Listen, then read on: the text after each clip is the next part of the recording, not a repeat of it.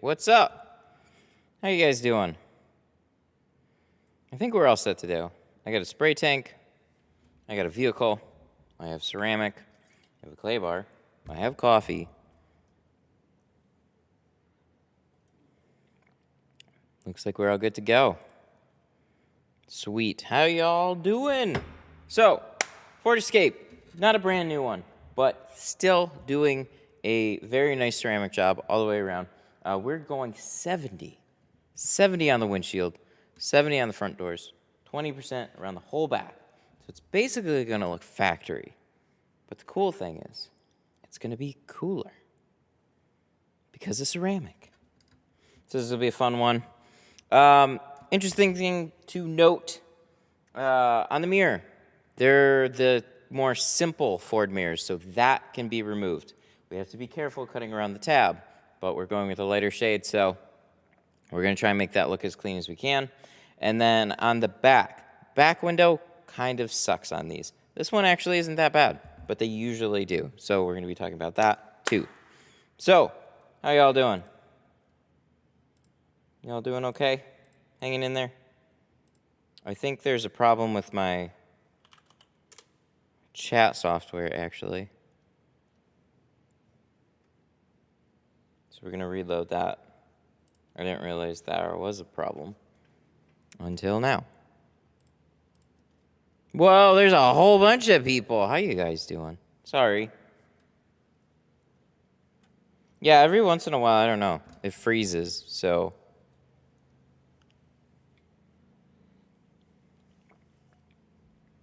I'm beginning with my shop. Congratulations. Whoa, that is loud. Will GeoShield pull off clean? No, it leaves a lot of glue behind. Unfortunately. T-Jet with a 5. Nice and easy escape. Back can be a pain. That's exactly it. If it was the older, or the later model escapes, both of them are very simple. Funny part could be about the windshield, but some of them have the big ceramic cutouts on the front too. They kind of have long windshields on the newer escapes. The older ones, not so much. Easy. Yo, dog, East money. I keep thinking you say easy money. I'm a rookie. It takes me forever to peel the plastic off the tint. What's the easiest way to pop the wrap off? Use your mouth. That's honestly it. You just so you shift it just a little bit between your teeth. You're not actually biting it. And you just got to practice. That's the easiest way. The other way is you just use your fingernail. And then it'll release that way too, but I've never been very good at that. So Scotch tape is another one. But that would be a super drag to always have the Scotch tape, I think. How much did we charge for this? This is a $600 job, all the way around.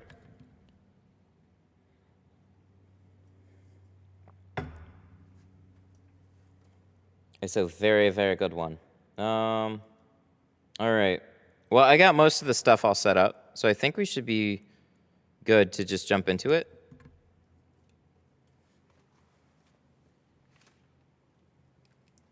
Yeah, most of the time, I forgot this was a full escape. I thought most of the time you get something like this, it's just for front doors, or just standard if it's older.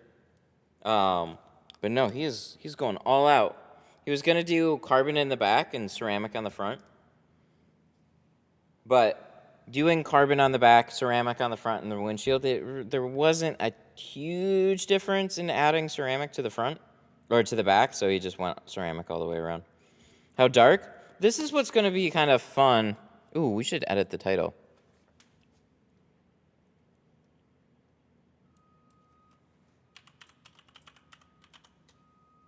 I just thought of a cool name. We're going to call it Invisible Ceramic Window Tint. Did I spell that right, or did I do that wrong? Okay, I did. We're going to call it the Invisible Ceramic Window Tint. So, 70% on the front. That's what we're doing. And it's a very light interior, too. And you might wonder, why would somebody get their car tinted with 70%? Well, it's because they don't want the tint appearance, but they want all the benefits of ceramic on the front. So regular factory in the back. So this is really like stealth ceramic job right here. All right, let's get started. We got a lot of work to do. GoPro.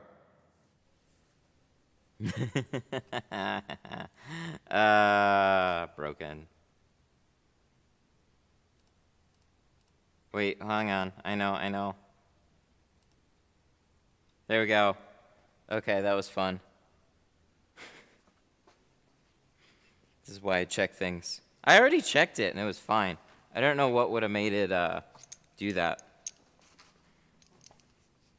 But good luck, thank you. I think we'll be okay on this one.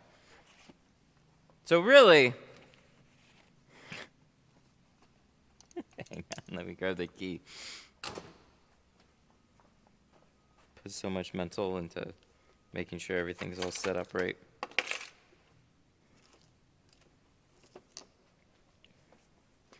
I didn't know you stock 70. Did you pick some up for this car? No, I've had it for a long time.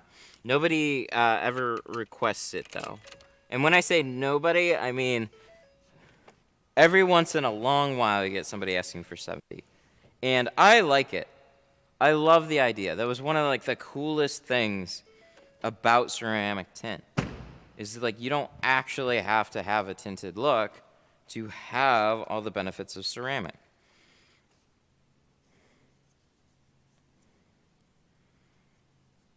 It's for heat rejection? Yeah, both heat rejection and UV, but mostly heat rejection.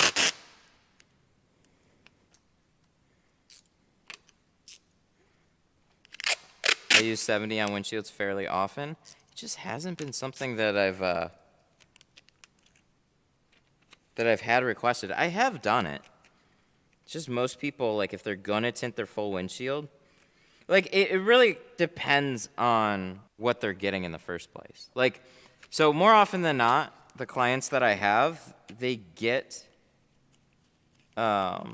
tint, and then they think about adding the windshield after the fact. So really, they're already getting, like, a carbon or a Pro Classic or something like that. So that's most of the work that we do. So it's really cool to see that we're getting a handful of ceramic jobs. So it'll get brought up a lot more if we do ceramic. So the shades that I carry across the board is like 520, 35, and 50. And then I do carry the 70 in ceramic. And I actually now carry 15 in carbon. These are some funky little roll downs here, but we'll split it right here so that'll cover that up.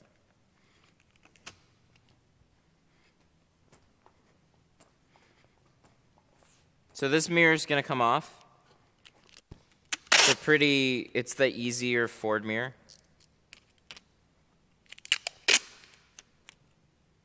So that's nice.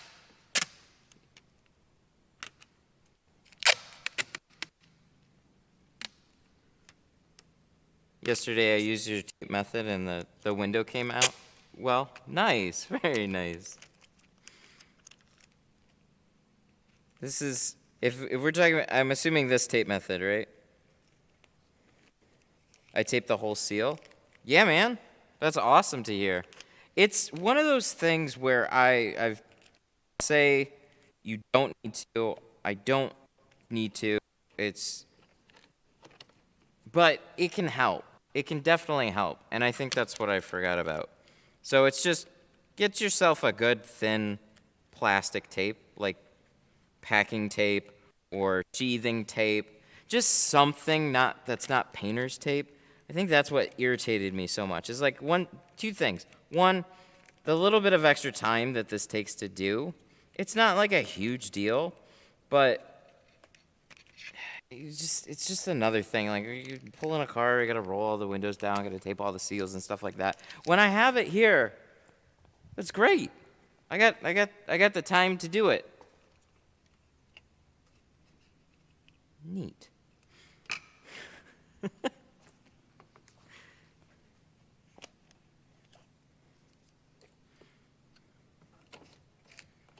Yeah, this one. Okay. So the other thing is make sure that the tape doesn't get dragged up. But yeah, especially on this, like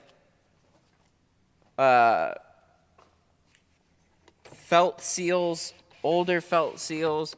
This one's in really good shape. So I'm not overly concerned about these. They're also pretty loose. But it's just, it's one of those little nice things that you can do. And I think I just had to find the right tape. I want to find a better one. This one's not exactly amazing, but this does the job. I just wanted to stick a little bit better, I think. Wow, that is old. We're going to remove those for sure. Okay, so super downer thing here. This back window. This one, they've been worse. I've had much worse. Oh, that'll be interesting. Huh. I guess it's time for me to get one of those shock tools. Sometimes you can, like... No. Alright, it'll stay there. Good enough. Okay, so the thing about the escapes is this hardware always used to be stupid close. I used to have this edge all the way here. This plastic housing and stuff would like stick almost into the window. I used to have to remove a bunch of stuff.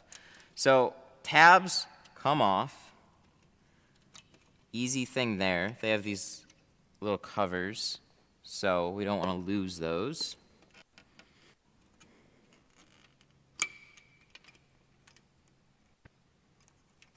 You guys act like I have all these spare tools laying around. I forget about them, and I don't think I have my little vice grip thingies here. I should. I don't have a good excuse other than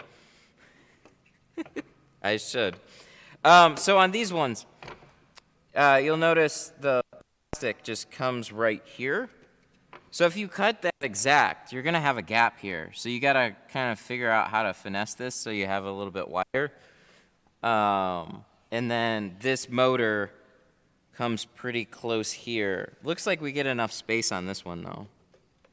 That used to not always be the case.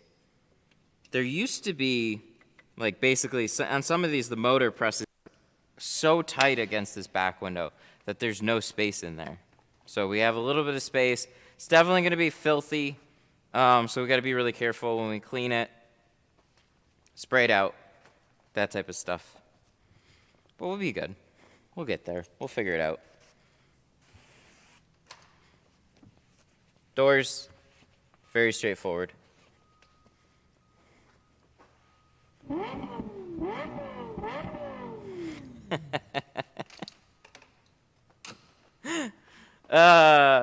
T-Jet with a 4, perks to bottom loading. More tools. I hear ya. Thank you, man. I appreciate it. Yeah, I have like a handful of tools around, like especially from when I went to like aviation mechanics school, and then like I'm just really bad at organizing my tools. I need a place for them. So I've been talking about getting cabinets. That's where I would like store whatever tools that I needed. We'll get there. We'll get there.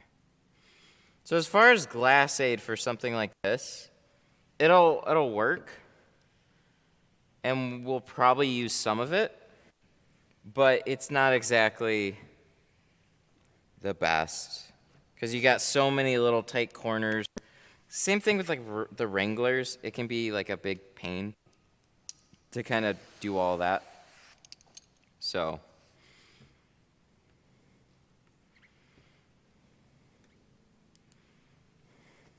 $7 mil, 8 mil, 10. Yeah, I know 7 and 10s. especially are super common. I used to like do a little bit, so I did like bolt-on stuff. I replaced a handful of windshields. I've done some electronics and whatnot, taking apart cowls and whatnot while I was doing remote starters, underneaths of dashes and stuff like that. So I'm mostly familiar, but it's been a while. I just got to get some sets, and I kind of have. They're all, like I said, I'm not great at organizing them, so they're all kind of scattered around.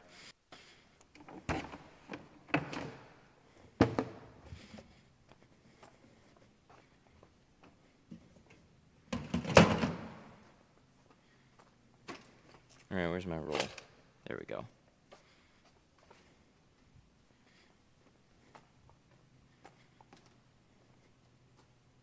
Wow. Looks like this got oversprayed.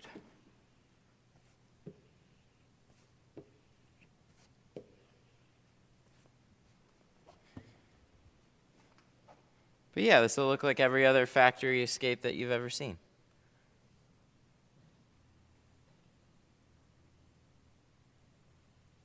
But in ceramic.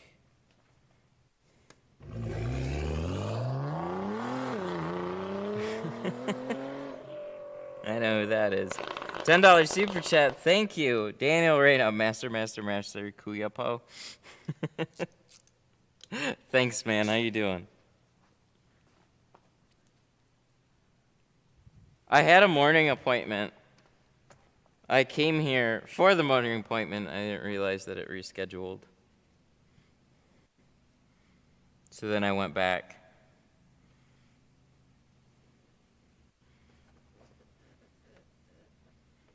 And now I'm here doing this one.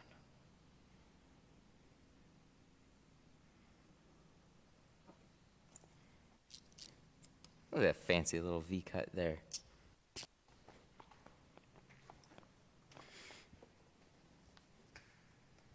Yeah, especially around these hinges and stuff. Water's gonna build up on the wiper. So I can get some of this. On older glass too, it's generally made better. And just more beat up too. They don't make glass like they used to. But it'll help to put it here along the top. That way I kind of just know where the top is. We got a lot of tape lines on the inside too, so we got to remove those. Looks like they had an old dealer sticker, or no, an old license plate, paper one. They leave those two lines behind. So we got to take that off. Yeah, this outside will be nice. I gotta hard remind myself to cut out the tabs on the inside. It's something that is really helpful to do beforehand. And if you forget to do it while you're installing it, it kind of sucks. We're gonna go around all that. Yeah, let's just do this bottom here. We'll get a light for that.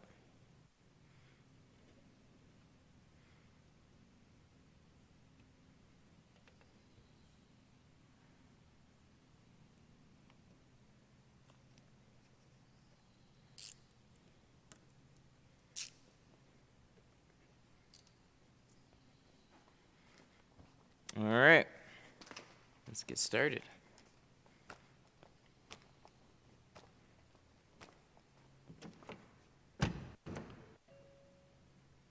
Oh, cool, it doesn't beep. I like the white tape, saves time. Oh, we gotta do this windshield too.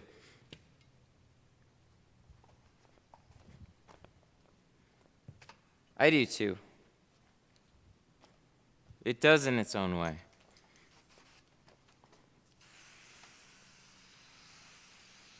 All right, scrubby that, squeegee it off.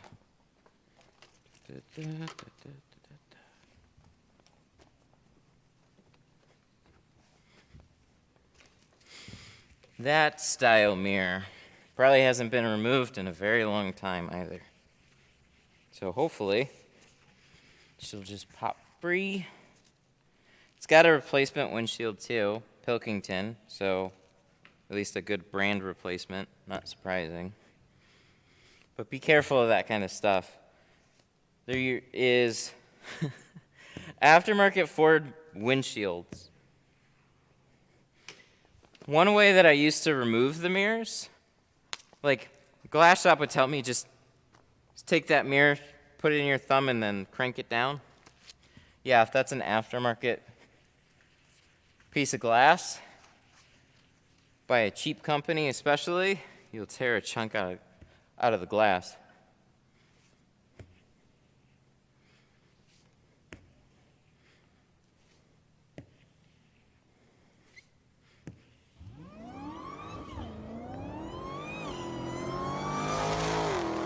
Lots of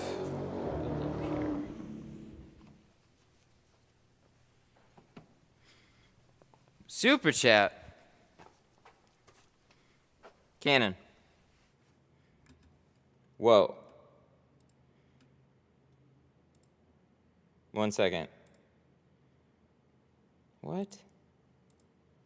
Hang on, I don't know why I'm invisible. What? Sorry.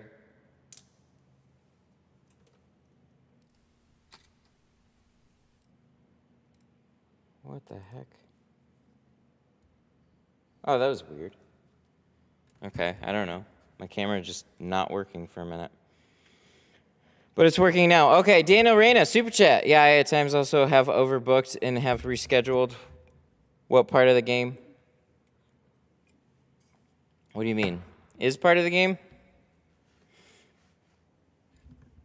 What did I say? Yeah, I at times have overbooked and have to schedule what part of the game.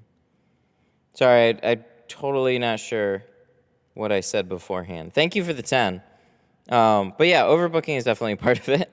I had one this morning. I've had enough time scheduled for today, so no scheduling issues on my end, thankfully, today.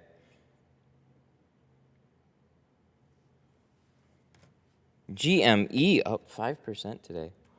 Whoa. Oh. My computer's doing all sorts of funny stuff. All right. Let's continue. So, we want to remove that. How do we remove it? It's pretty easy.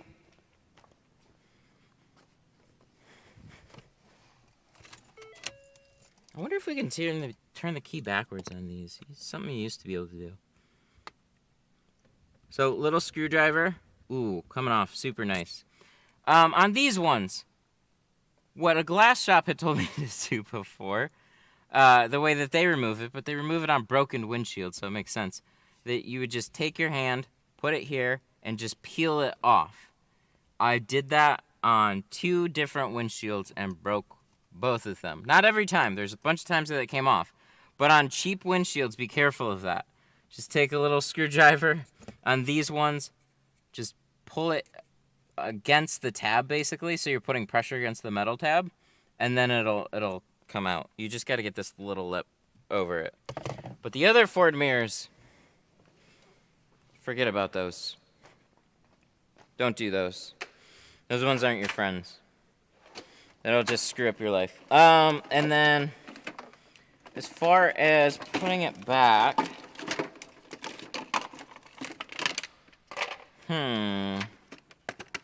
where's my, there it is. Okay. This guy has definitely seen better days. It's not even all that old. I use one of these things to put it back on. This is by Equalizer. Get one of these things. Super handy for these mirrors. We'll go over that when it's time.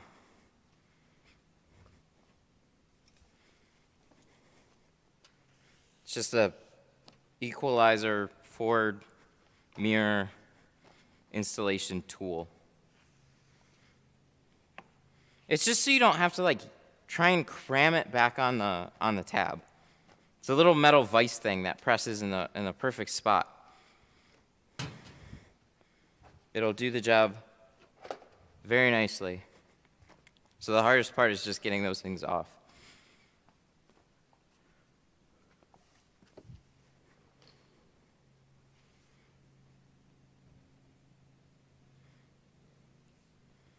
What's the little green and white pump sprayer for? Oh, it's just a little guy from Walmart. Just a little garden sprayer. I had it for a video. It currently has awesome adhesive remover in it.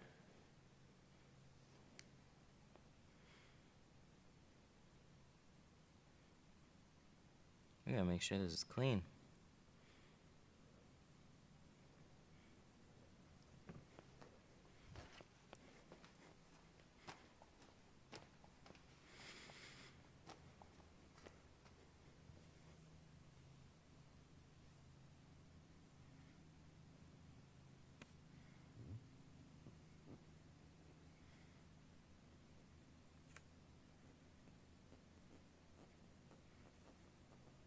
No, I'm not. The chemical is awesome. The garden sprayer, how much soap? Oh, yeah. That depends. Just play around with it. The rule of thumb is always 1 ounce per gallon, but there's not a gallon in there. So just a fair amount of soap.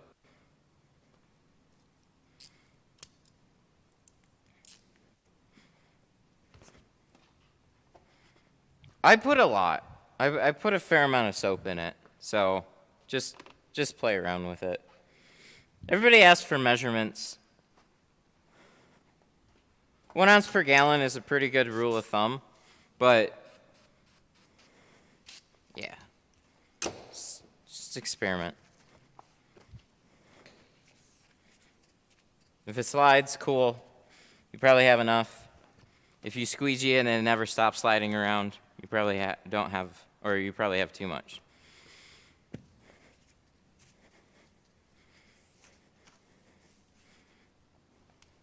There we go. Windshield's prepped, let that dry.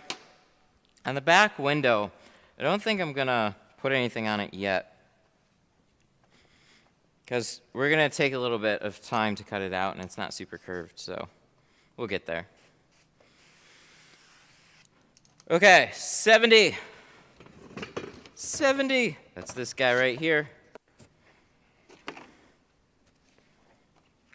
Look at that.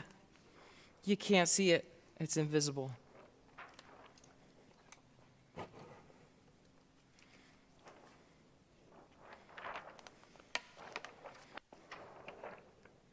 What's the dryer sheet used for?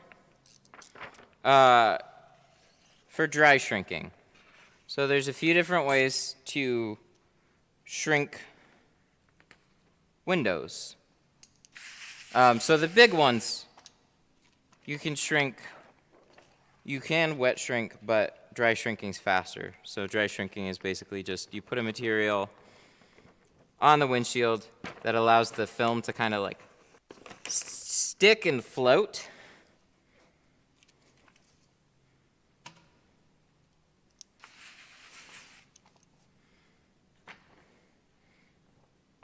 Why is the Pro Nano 70 more expensive? Is it? They have like a 70% Ultra. If it is, I didn't notice. I would ask them. I genuinely don't know. I wasn't paying attention when I got it.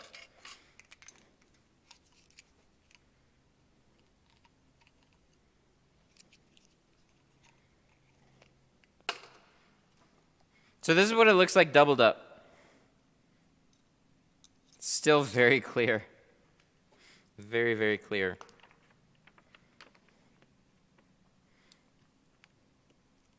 Did you use Avery NR or NR Pro? I've used both. NR didn't exist when I was using NR Pro. And then I switched to NR as soon as it came out.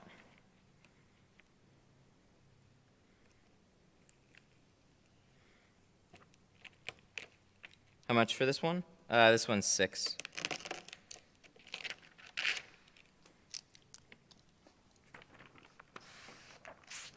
It's a nice price to have on Escape for sure. It's cool to see. We get lots of like you know, we'll get a Mercedes, we'll get an Audi, we'll get a BMW, and then sure enough, it's the 2010 Escape that brings in the ceramic.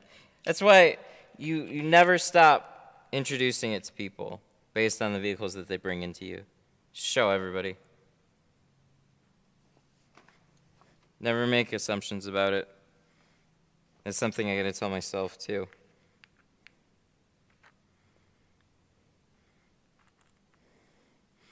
Do you ever experience many cancellations?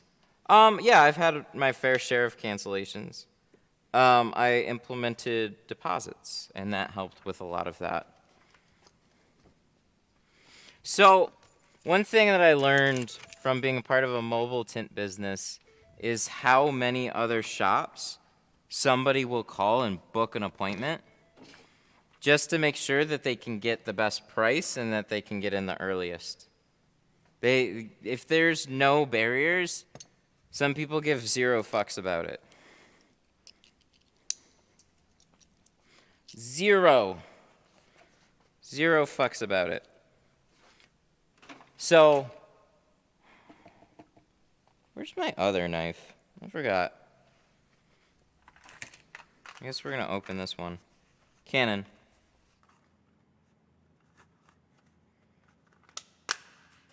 So you'll have people that will book with you, they'll book with somebody else, and then they'll just right in a row, they'll just call a bunch of places and book up. And then they'll just go to whichever one is the cheapest and most convenient for them.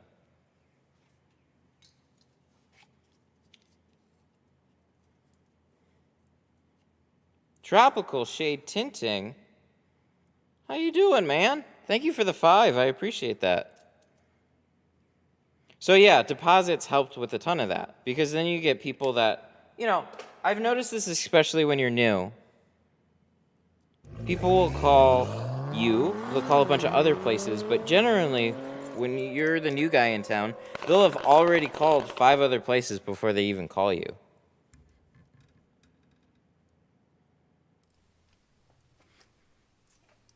Very good, and you're welcome. Thanks, man. Glad to hear it. So yeah, I didn't want to have to do deposits, but I also made them really easy on my site too. I used to say whichever one is most convenient for you. So I used to like get deposits through PayPal, through Cash App, you know, and I would just like, hey, send me this to Cash App. Hey, do this, do that. But then on my site, they have an actual booking platform attached to it. So I just kind of put some rough guidelines on the bookings. I put a note on there to always call me before booking an appointment. So after they call me, we figure out a price and a time. You know, you don't have to like figure out if they're gonna get ceramic or not. But as long as they're cool with like your entry.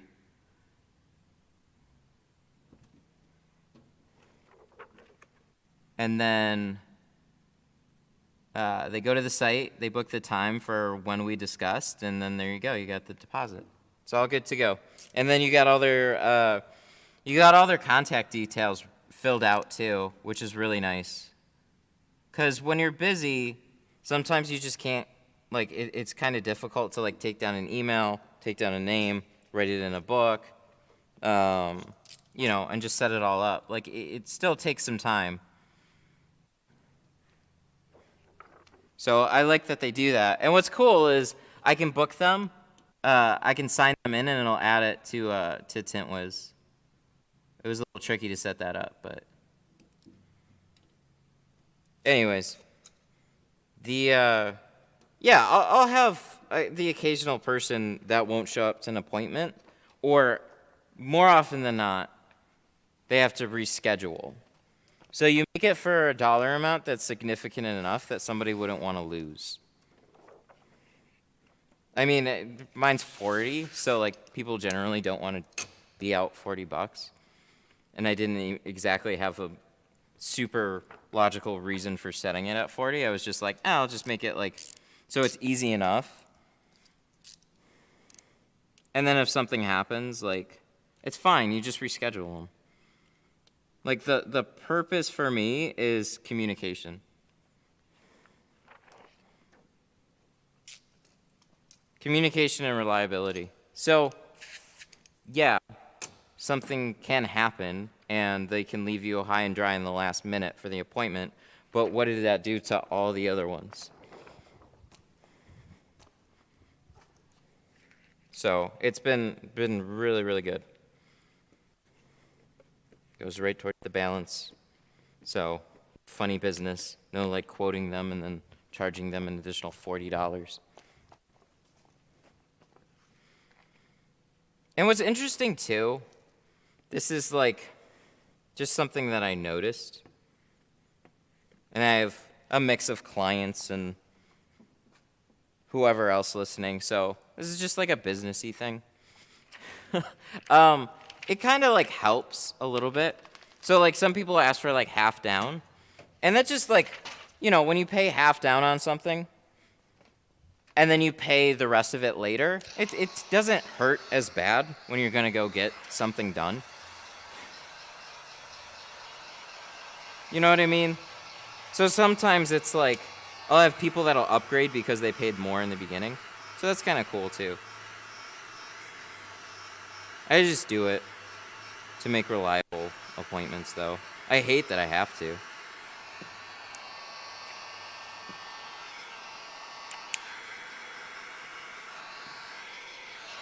So these ones, these 70% front doors, you notice we did it on a 36 and we flipped it sideways. So that means we got to shrink it out sideways.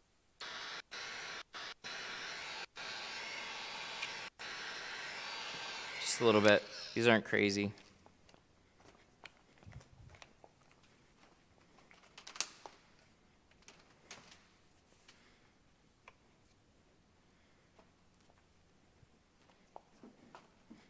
I'm just going to get these front doors done and then we'll do the back.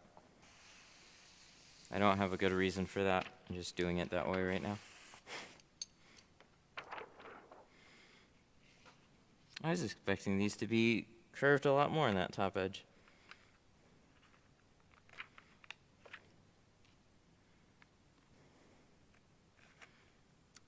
That kind of curves fast.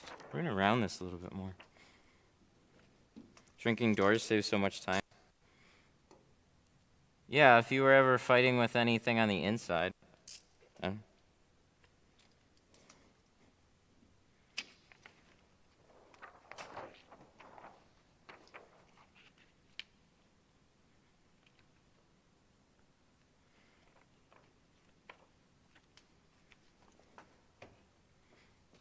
What are we talking about? 160 non-refundable deposit. No shows is why I'm watching here today. Oh, nice. That's awesome. I got too much of a soft spot even for customer excuses. It's kind of funny. Yeah, there's no reason why you can't get a large non-refundable deposit for a job. Because this is like the whole point is like I'm setting aside the time and the spot to do it. There's other people that want to get it done. And if you're actually serious about getting the job done, what's wrong with leaving a deposit? Why did I do that? So it's not uncommon to hear half down on a job or anything like that. I just did 40 because I just did it. It's just been that way. But you're absolutely right. If you set it as a non-refundable, somebody stands you up and you don't have any communication, then you're fine. Cannon. Daniel Reyna with another 10. Thank you. What's the worst experience you had with a customer? Ooh. GoPro. Thank you. Let me think. I don't have one at the top of my head. I've seen customers throw things. Like, just like, throw shit off the counters and whatnot.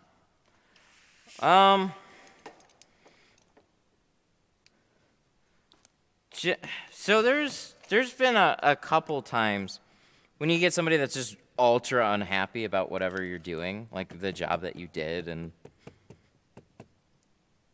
what you're doing, so they just get really angry. Nobody's ever been any more violent or something like that, but there was like a classic car that I had, and I haven't been tinting for like a super long time either. It was like a 60s Chevy Nova that I remember. And I just spent like well over half a day trying to make this car look good. And it just wasn't it wasn't amazing, and the guy expected way more than I did. And it's just a huge time sink. He's upset. They're trying to settle him in some way, shape, or form. They don't want to lose the money either, and it was just a big mess. Stuff like that. Trying to think if there's something I broke, because that'll be pretty bad too. The most expensive fix that I ever had was I scratched the hell out of a BRZ door window, and then it was at it was at a classic. It was at a higher end detail shop, and so they do whatever to take care of their clients. So they just called in a glass guy, replaced the window with an OEM window, right? Because, of course, you're not trying to pawn off a cheap window on the guy.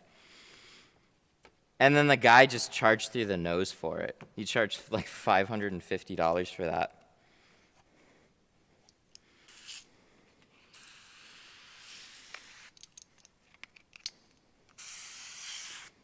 So that was fun. Not really. Guy was more happy though, but because he got his window fixed. But that one hurt.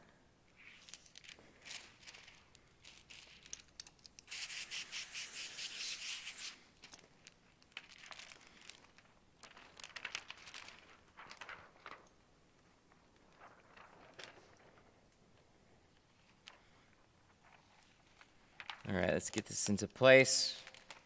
Hopefully this won't stick too much.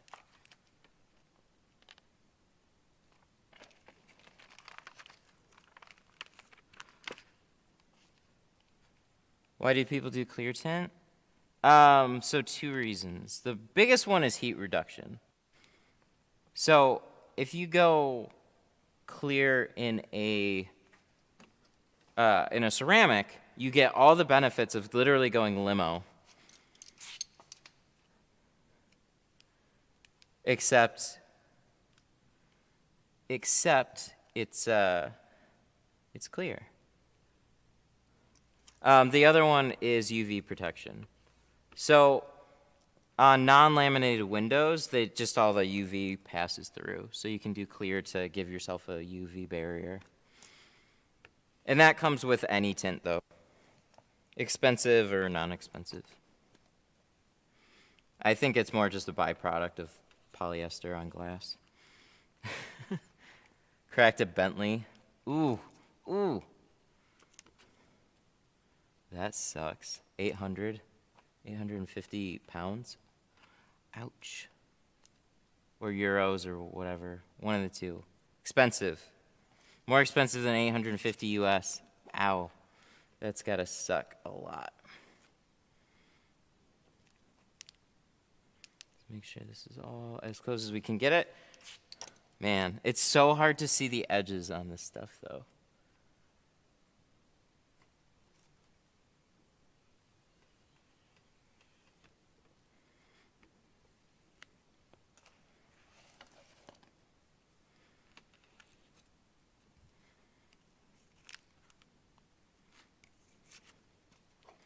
Are you able to give pricing on Geo? No, not on the live stream, but it's real easy to find out. Just go to My Tint Stuff, mytintstuff.com, and then you can create a login and find out the pricing. Same thing for GeoShield USA. Or you can call them and talk to them, either one. All right, we're gonna let that sit for a minute. It's still a little wiggly. We put enough soap. Cool. Cannon.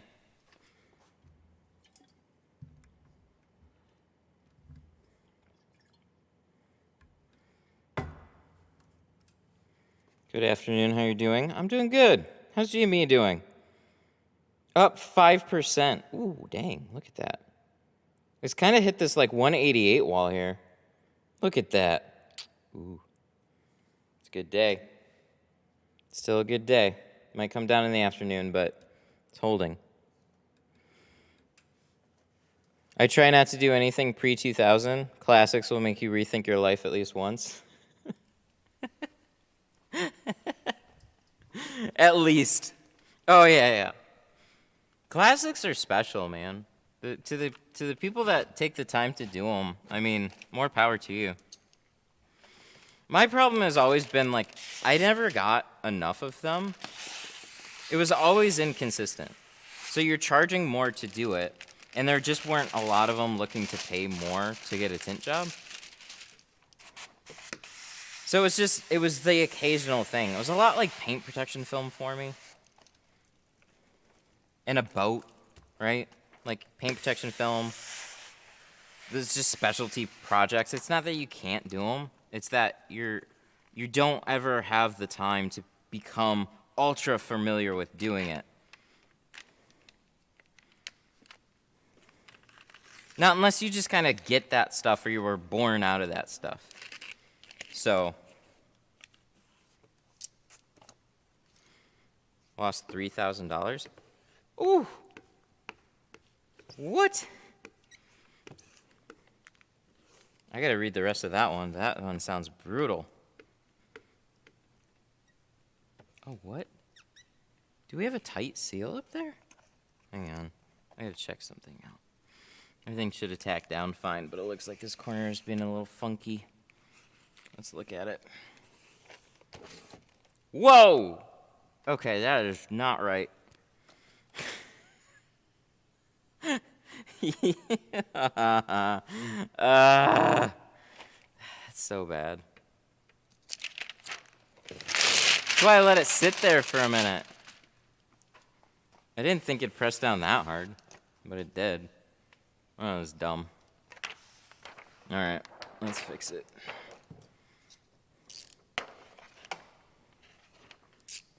This stuff drives me a little crazy sometimes.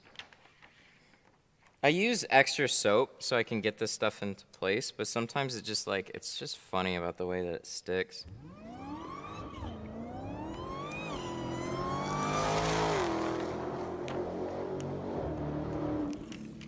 Super chat. That came at a fun time.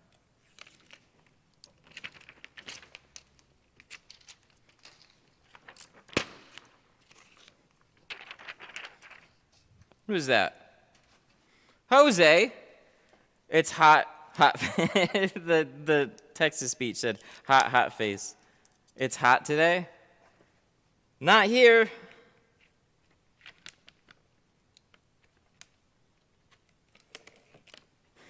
Thank you, I appreciate it. It's nicer weather here. It's not stupid hot though, so that's nice.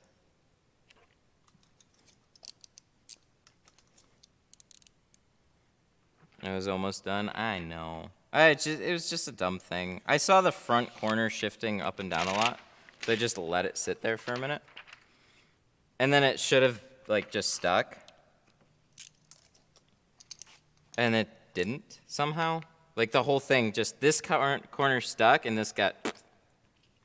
It was what happened to me in the tint competition, actually.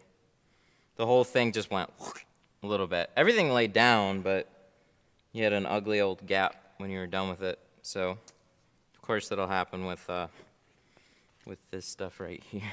Good deal. It's fine. It's fine.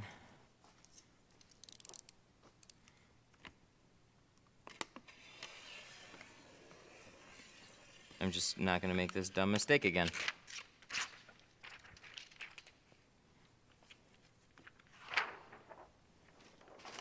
Georgia is locked in the heat. Oof. Yeah, I can imagine. Anywhere down south.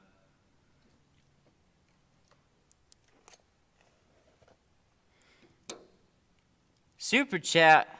Dang, you guys are so nice today. Thank you. KK. KK with a 5. How do you deal with Mercedes double bottom seals? Are they giving you a hard time? I generally just tuck it below, like, I'll make it like a inch and a half. Or no, not an inch and a half. Like a half inch. And then just whatever happens, happens. I don't know, I don't have Mercedes peel on me. I mean, it's not that it can't happen, but I just haven't had it become a thing. There's double seals on like a lot of things. Like even the Rams have them. So, I don't know. I just snap shrink everything, try and get it as close as I can to the top, and make sure I go under the first seal. So then it dries out. Should be good to go. Was there too much soap? Probably. Probably a little bit. I always add more when I'm doing Pro Nano.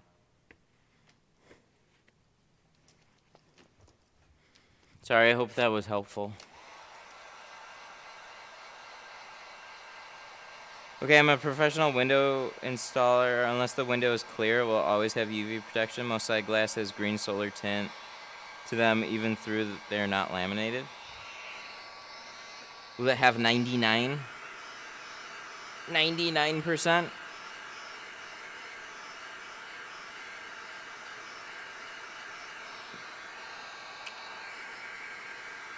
I'm sure they have a little bit, but don't think they have, well, at least that's the way they've been selling window tint for years and years. You get UV protection, so.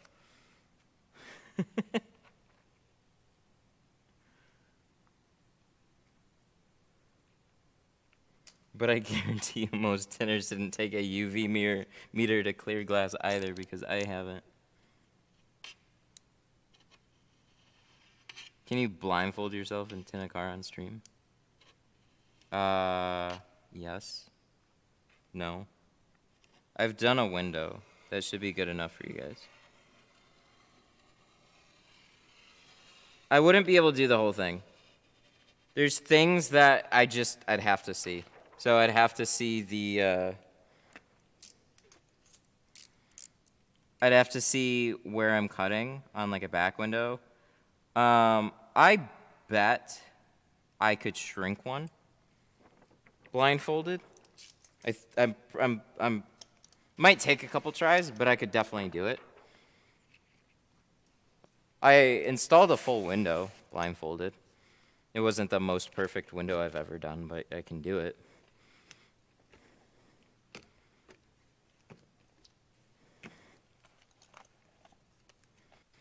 But full car, probably not. The little things. Having all your cuts perfect. Shit, even when I can see them, it doesn't always turn out great.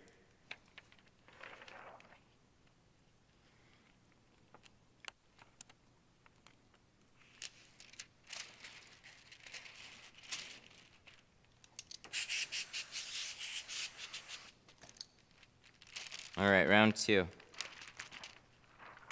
Do these have felt? Yes, but we did tape them, so now no. Now it's like a gasket seal. Or a rubber. Rubber, plastic.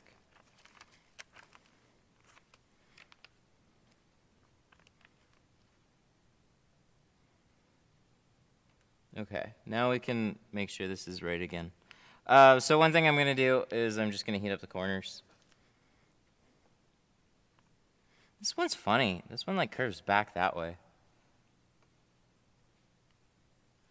This one has a real funny round to the whole top too. Yeah, I don't normally tape, but I think it's going to become more of a thing for me.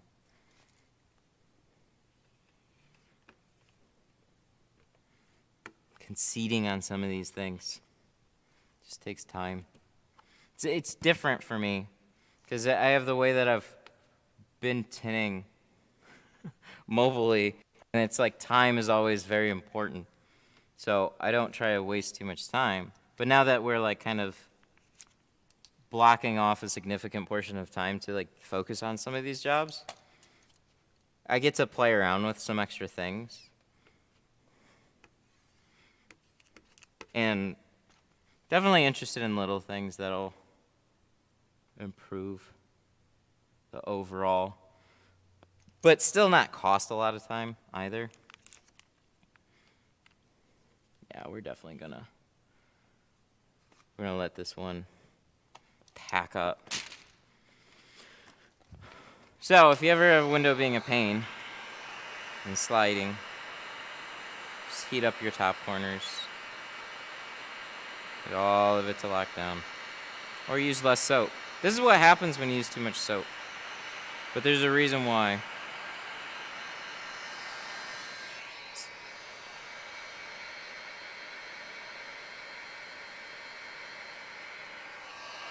What's your thoughts on Tint Slime Ultra? I liked it. I haven't used it in a long time, but I liked it. What kind of glass board do you have? Oh, that was the other one. Glass board isn't anything fancy. They're just storm doors. They were left here from the window company that used to be here. They were just in the back. Like literally they just left me glass, and I was like, cool. What a happy coincidence there.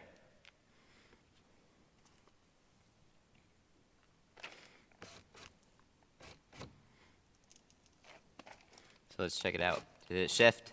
No shift. Good. Because it was kind of ridiculous that it shifted in the first place. Some say baby shampoo is okay, some say it's not. Who says it's not? I'm on team baby shampoo is fine. You're not going to hurt anything with it.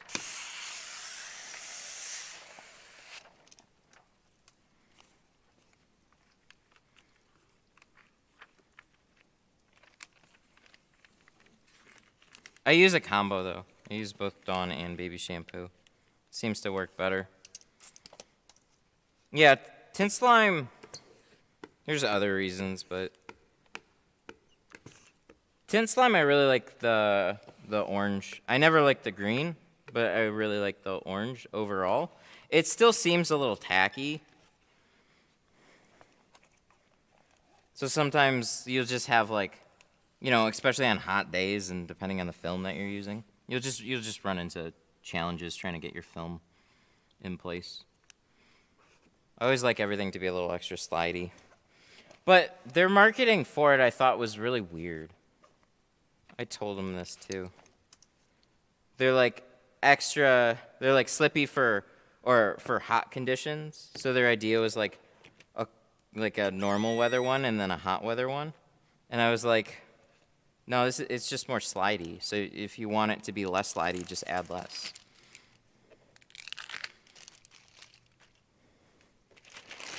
It didn't have to be for hot conditions. So what the marketing basically confused some people that like, you know, worked in colder states. They're like, oh, I can't use that stuff in the wintertime. It's like, no, you absolutely can.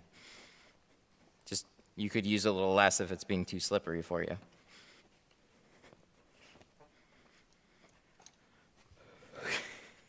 Do you ever get angry and throw things on the floor? Oh yeah, that's happened. Definitely.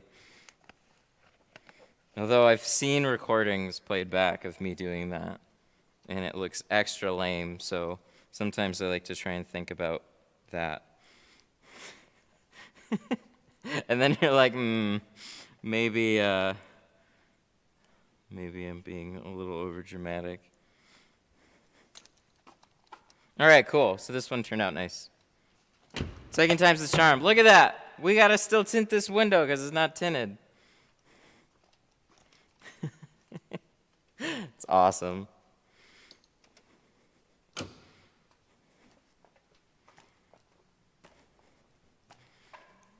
Have you ever had to remove a seal, or does the shank work all the time? The shank works almost all the time. The only times that I'll ever remove a seal is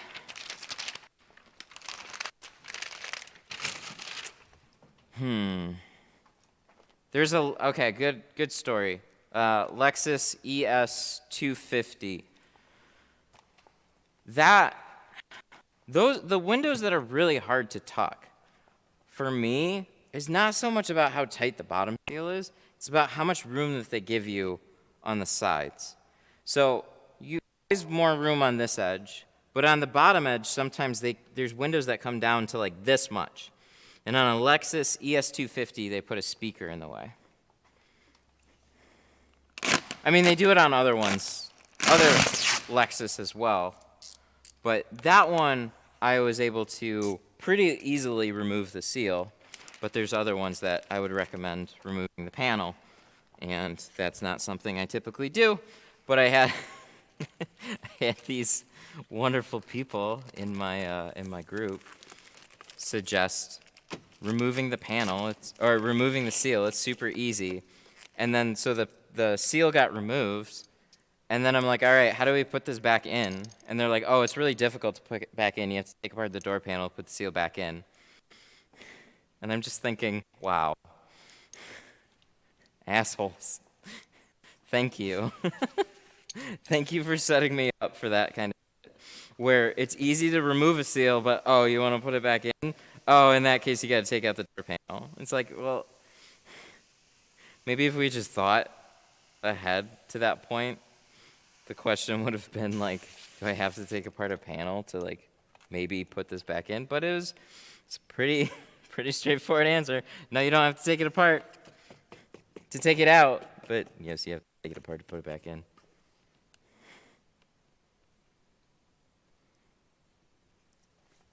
Wow. How is that so stuck? Weird.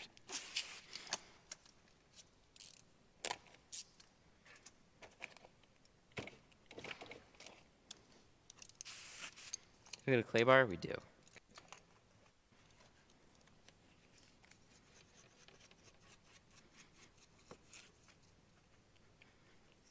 We're going to remove those stickers too. They're on the outside. They're definitely going to get removed. I just haven't done it yet.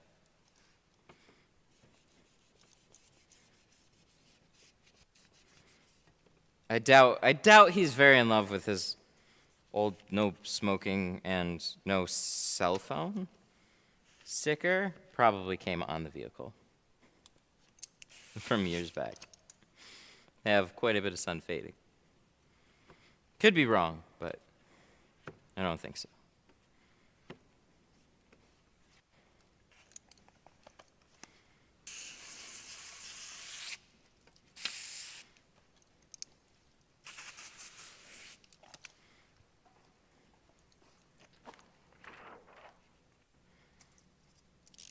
All right, we're gonna round this a little bit more. Something I didn't catch here when I was in these corners anyways. Just giving them a little extra round, because we tucked a fair amount into the seals. And that's cool. But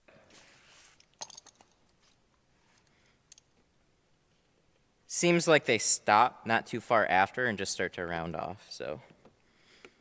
Doesn't the water hurt the car? No. There's always the potential, but that's one reason we covered up. It's one reason we covered up the paneling, but when you take apart the door, there's a plastic barrier in between. So when it rains, the car is still getting wet. Water is still feeding into the doors because these aren't perfect seals. So they have like drip barriers and stuff, and then they have drain holes through the bottom so all the water drips down. It doesn't just sit in your doors. It's got somewhere to go. But yeah, if you spray like the wire harnesses and stuff directly, yeah, you're gonna have problems. So that's not what's happening though. At least it shouldn't be. If it is, oops. On some of the newer ones, there's definitely like, they're putting more modules and stuff in the door. So there's a couple of vehicles you gotta be really careful on, but.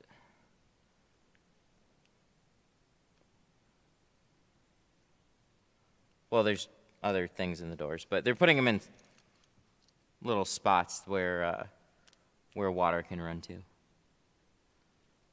Like the Durango. Cherokee's fine. Durango's, nah.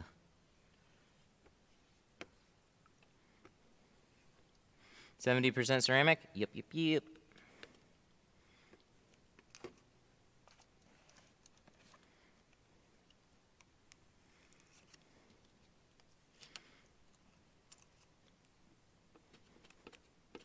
%99? No, not quite.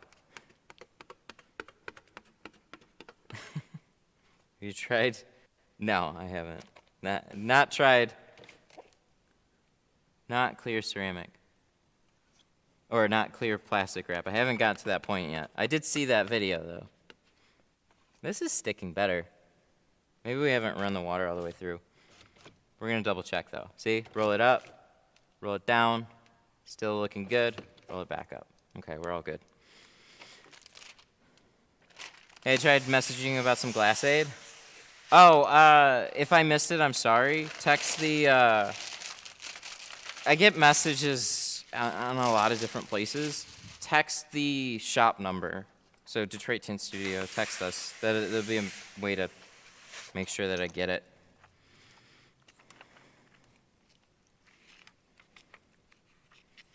I have a little bit left. A little bit of the not so good looking rolls left. And use your method. It's coming out flawless. That's awesome. Glad to hear it.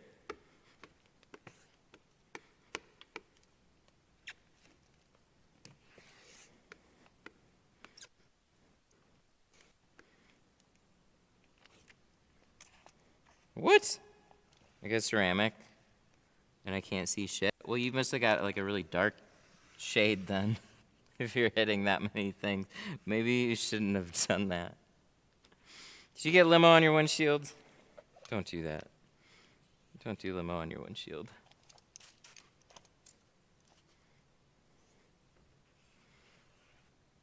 Have you ever fucked up a window when you rolled it up? Literally go back to the passenger door and watch what happened when we rolled up the window. Guys, has that ever happened? That's never happened before. No. Everything gets installed perfectly the first time, every time, always. We didn't just mess up the passenger side this morning.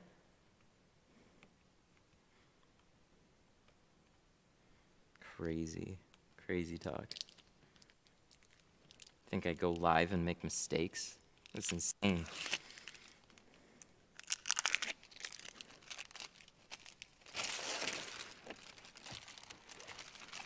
Is this tape working better than the blue tape that I use? I have no idea. Probably not. If you have like a thin plastic tape, then it's probably working great. I just had packing tape. That's all it is. So I had a nice roll of sheathing tape, and I don't know where it is. And then I forget to order more. So you see, like, things happen. All right, cool. Front doors, done. They don't look like it, but they are. I'm a beginner, and I always fuck the tint when I roll it up. And stop doing that. All right. So, we actually fixed it, too. So what I would suggest, it sounds like when you roll it up, if everything's tacked down and you roll it up and it gets messed up, it's probably a little strong on the soap, so it might be shifting and sliding and just whatever. You can take a heat gun and dry a couple of spots, just heat them up and let them sit for a minute. Let them tack up, so when you roll it up, everything will be okay. And on some cars, there'll be really tight pinch points on the top corners. It's not as common anymore, but it can still happen.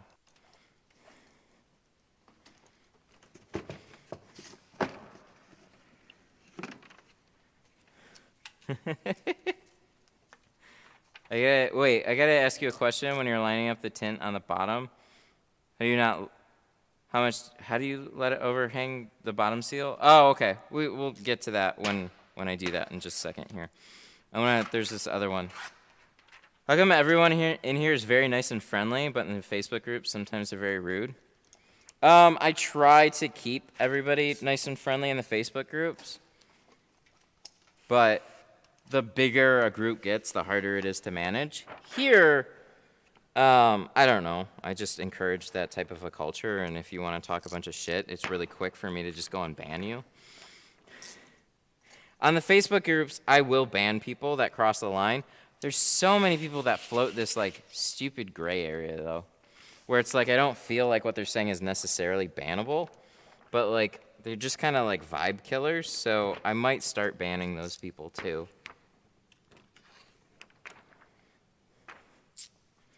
Yeah, I try and encourage a really nice group on the Facebook group, so. But I appreciate that about the YouTube channel. I care about the YouTube channel more.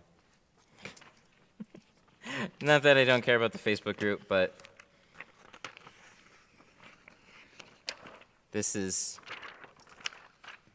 what I try to put more effort into, because there's only so much effort. Okay, so lining up the bottom, we did it already. All I do is I line it right up on the bottom edge, if I'm just using the factory edge. And you just let it rest. You don't have to like push it higher or lower. You just like let it rest on there. Should have enough room to like pull it back and manipulate a little left and right. I use it as like almost like a shelf, if that makes sense. So like, with all the soapy water, your film's going to be sliding up and down in every which way. So it's like you line it up on the bottom as a guide, and then it also rests. So like it's not going to fall any farther down. So then when I pull it, like look, it's starting to catch. You just shift it up just a teeny tiny bit. And then when you pull it down, you technically don't have to tuck under any seals. Yeah, you might run into one that'll eventually peel it, depending on how tight it is. But, like, okay, my argument is, like, look at those stickers over on the other side. Oh, there's a super chat. Hang on one second. Thank you. I appreciate it. So we saw stickers sitting on the windows on the other side, on the outside. They're above the seals. They don't peel. Why? As long as if your edge truly has been laid down flat, and has some chance to dry out, your tint shouldn't peel. Not with a nice, strong adhesive on it. I think what happens is it doesn't have a chance to fully dry flat, so there might be this little lip at the bottom or something. And then, so on some windows, you're just going to have it peel. But it's definitely recommended to go under the seal, but I don't think you have to go under every seal all the time, ever. Every time. Not ever, but.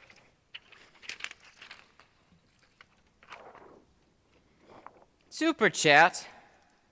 Dorito with the 5 smiling face and heart. Thank you.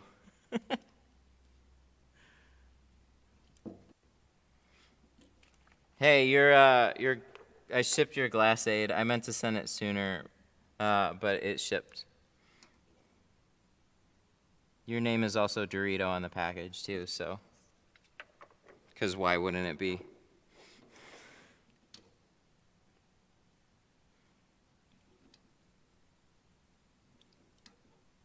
Where do you get the plastic protector? Or that we use for the panels? carpet shield. Oh, I love that when it works.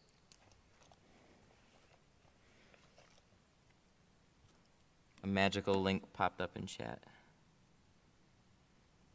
You're welcome.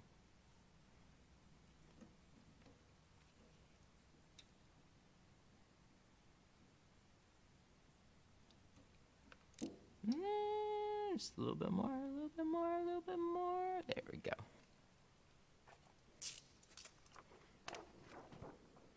Ta-da!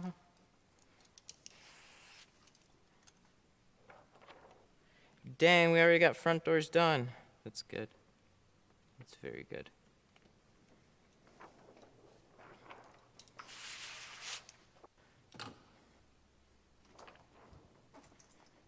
If you double the 70%, will it double the prediction? You mean the percentage?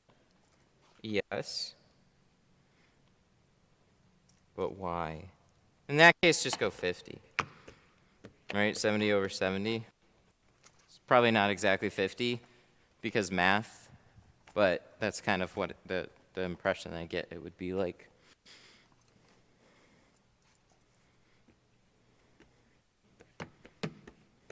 Cool, so these ones were cut normal, so we can shrink them normal because we used a short roll. So I don't carry 70 in a short roll. At least I don't think I do. Are you done after this car? Yes.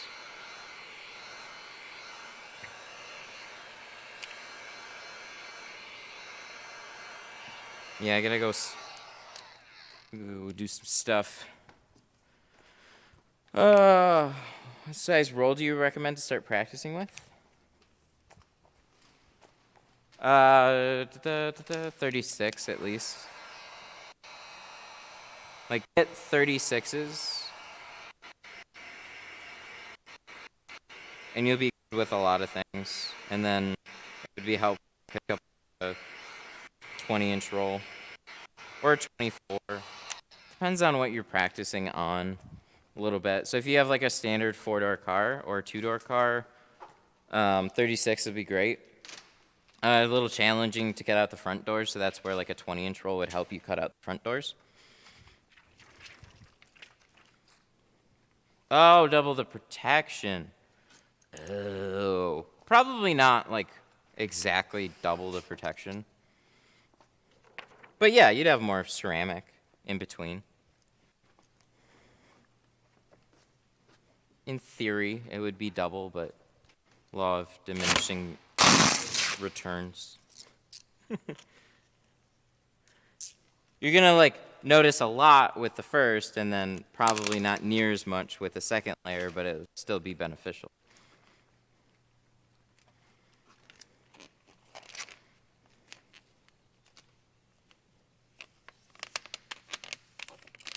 Silly me. I was thinking shades because we talk about double tint. Everybody wants tint on tint. Not everybody. Actually, most people don't ask for tint on tint.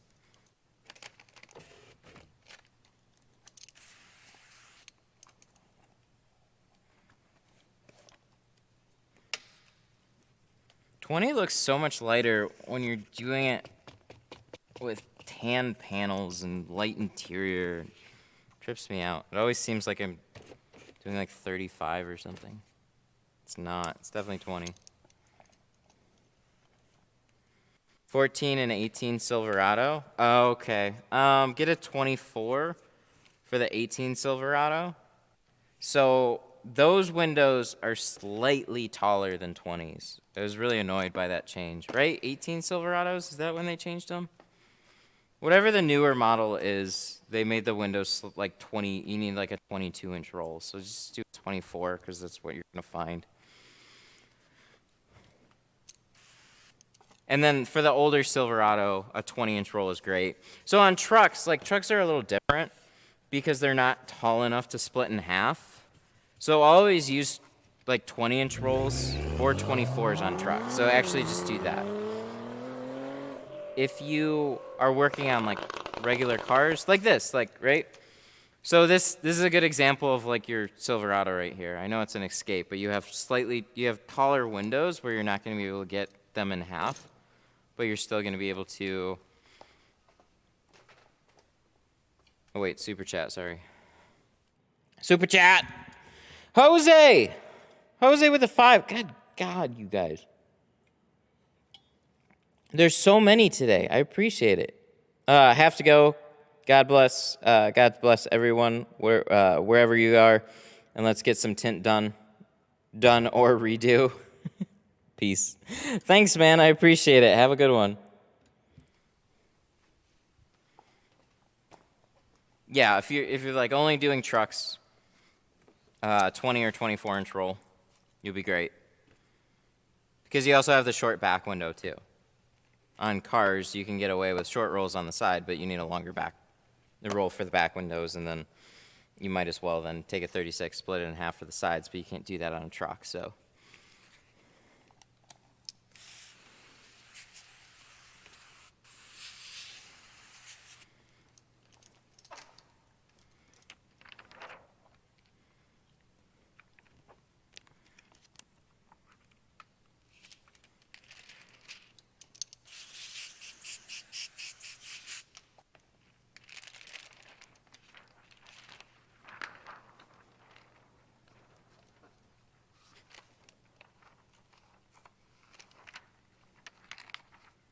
Have I tried tint slime? Yeah, for sure.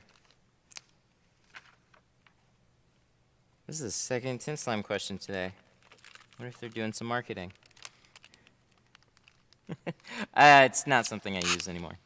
I used it for a little while. I really like the orange out of them. The green is extra tacky, or is the tackier one of the two. So like no matter how much you put in, like it's just tacky. And then for the orange, it was a lot more similar to baby shampoo.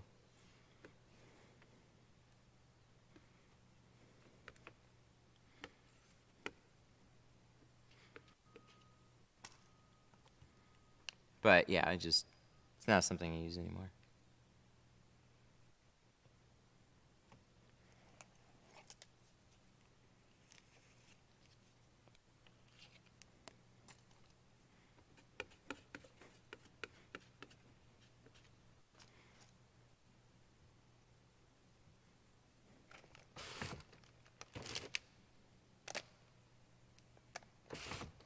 We're double checking our top edges. See, it's going fine now. What was up with that driver door? I don't know.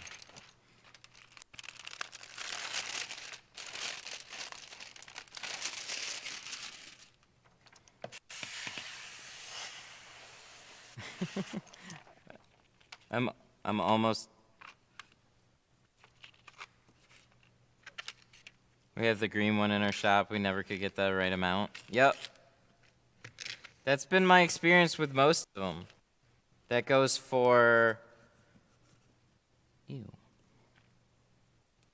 Come on. Come back. Come back a little bit. A little bit. Little. Just that little corner was flipped. Didn't even see it. Luckily I didn't just try and slam it down. Yeah, all of them. Like, that's why I always go back to like baby shampoo and mixes like that. They're good, but depends on the film that you use. And depends on your style a little bit. The green was always too sticky for me. I just didn't like it. There's like two different types of tinters, really. There's some that like an extra tacky slip solution. So they'll kind of like bump things a little bit more. They'll like get it close to an edge, where I like to make sure everything's smoothed down. They'll get it close to an edge and then they'll just kind of like knock it over and stuff like that. And it looks like they're gonna crease it, but they don't. So that's kind of like, I don't like that. I end up creasing it more often than not, so I like it to slide where you need it, and then you smooth it all out, and you're good to go. So that's where the Ultra, I think, was really, really good a fair amount of the time. Oh yeah, also they're more expensive. So, yeah, frustrating to work with, a little more expensive. Canon. Tinting a car, got a notification of the live stream. Shrink and tinted the back. Oh, shrink and tinted the back window in 30 minutes in order to catch the stream. Thanks, man. I appreciate that. Good to have you. I gotta watch the stream. We use Expel and Johnson. It's a hit or miss. Always have the top edge slide down. Ew.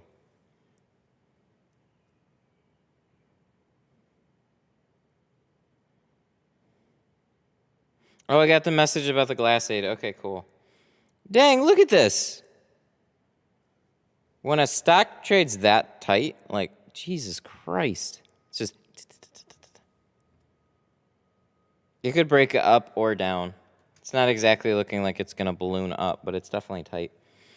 Can you use a 36-inch and cut the length of the window of a truck, for example, then cut a piece in half to cut the driver's and passenger side at the same time? Yes. Yes, that'll work. It'll be kind of annoying to do, but yeah, you can do that. That's what you would do on a plotter, actually. You'd have both your doors, and then you usually have enough to cut out that bottom.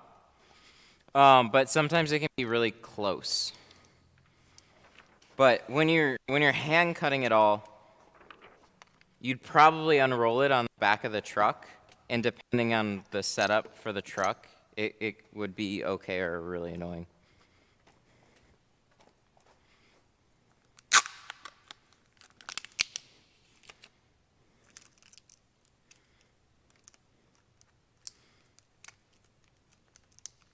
How do you fill up your spray tank?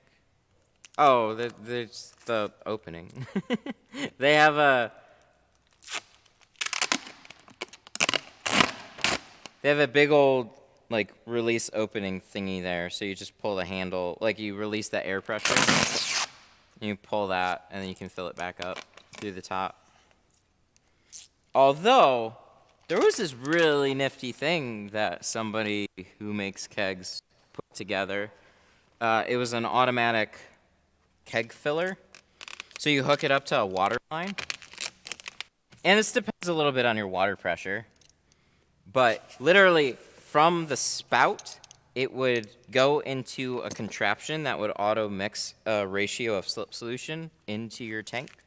Or, like, mix the water with the soap. So you just put a straw into your soap bottle, and it feeds up, and then the water line picks up some of that slip solution to a very specific ratio that you can adjust. And then, because there's pressure in the water line, you literally just put it on a quick release thing, hook it up to the tank, and it filled the whole tank up without having to mix or open. It was awesome.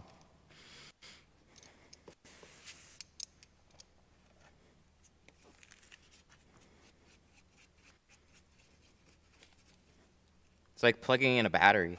You just literally go up to the station, plug it in, wait a couple minutes, or a minute or whatever, and it's all filled, ready to go. Doesn't really exist though outside there, but it is a thing. What is that red tool? Is a certain vehicle that you refuse to tint. Oh dang! What did I tell you about GME? Look at that, breaking to the downside. When a stock is trading this tight together, something's going to happen, either strong up or strong down. That is a clear breakout to the negative. Not great. That's okay, though. I guess it depends on which side you were on. Was the red tool... Oh, yeah. This is the red gator blade. It's just like the yellow, except it's red. I'm looking for my... Why? Where did it go? Oh, I put it back here? Why did I do that? It's the same. They just decided to make it in red. But it's Gator Blade. Gator Blade 2, I think? Is this the 2? No, this is the original. I just use it to rough scrape glass. Just be careful, because you guys remember that little story earlier on I said about scratching the hell out of a window. If they get too worn out, or if they pick up a piece of dirt out of the seal, out of like the bottom seal, you can like screw up a window really quickly. So, lesson learned, and I'm careful about how I use it now.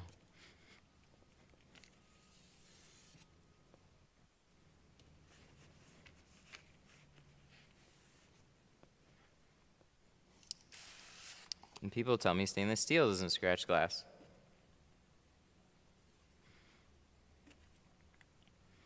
Where do you get the white tape for cutting? I can't find it in grease. Oh, it's a thing that doesn't exist. It does not exist except through how I made it. So there's no company that actually produces it. You can get like pinstriping. This was posted in my group, which is kind of funny.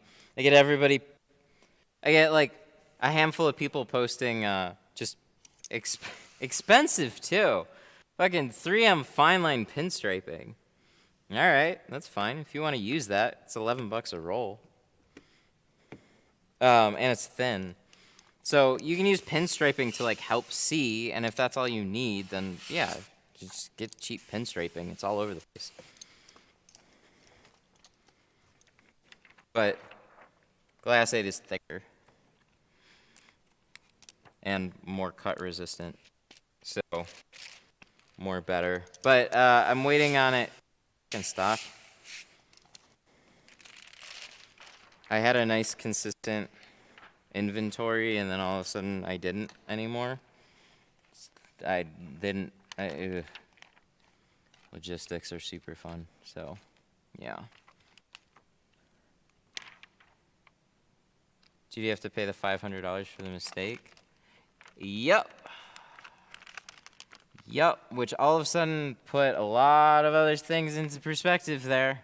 And like, look, I am not opposed to covering mistakes that I make, but when you're gonna, like, there's a few ways that you could handle a situation like that, and they just called in the glass guy. They didn't try and negotiate anything, and they just like, that's it, there's the bill. Yeah, I literally cannot work like that, because your liability is so much higher than the work that you're doing in an environment like that. Because it's not like I make the whole bill off of that. It's somebody else would get a cut, and the shop gets a cut too. And you're like, wait a second. So I have to front all the liability. And then while I got 2 other entities taking cuts off of it, no thank you. I'm good.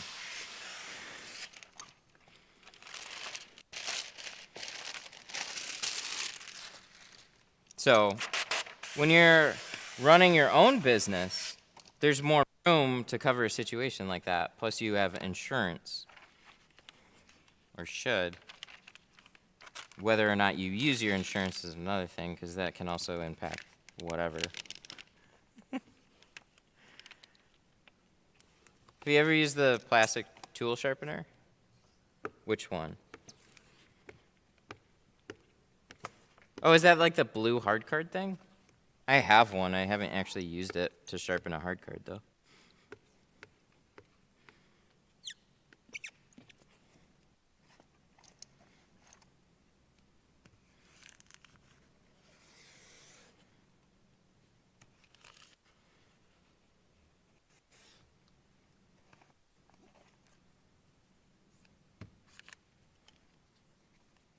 Was there a super chat? Did I miss one? Second.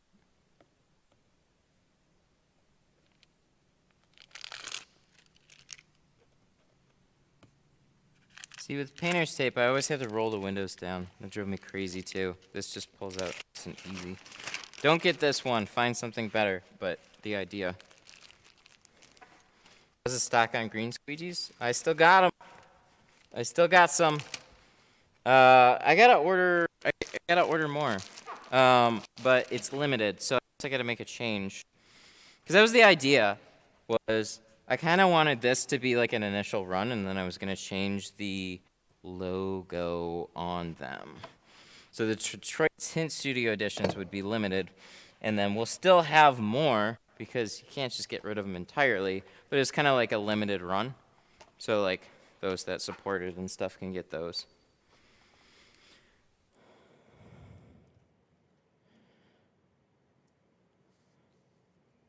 Oh, yeah. Yeah, I do have extra ones. Good deal. I want to change them, though. Well, like, I put limited, so. I got a message Carrie about a Tint Studio logo. Whoa, we went all the way back down to 182.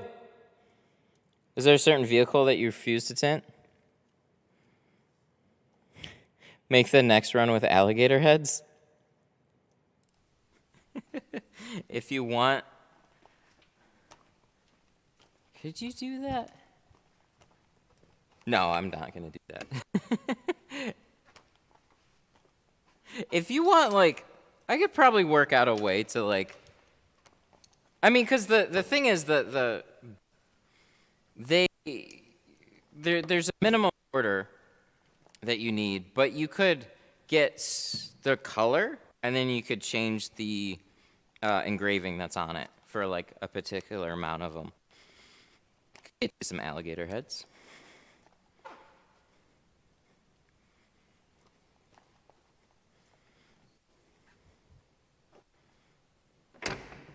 All right. So this, I think, is what we're going to do next. I think we're going to conquer the back window. Because I should just do the quarters, but whatever.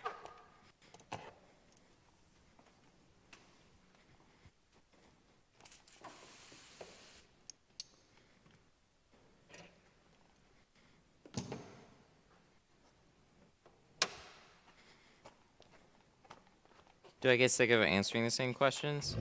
No, not exactly.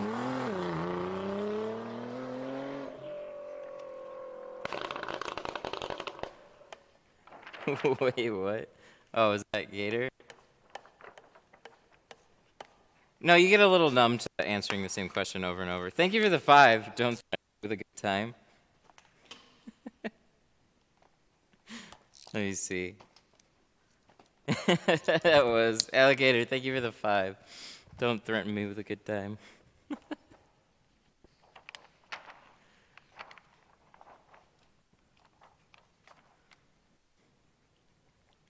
Limited edition animal.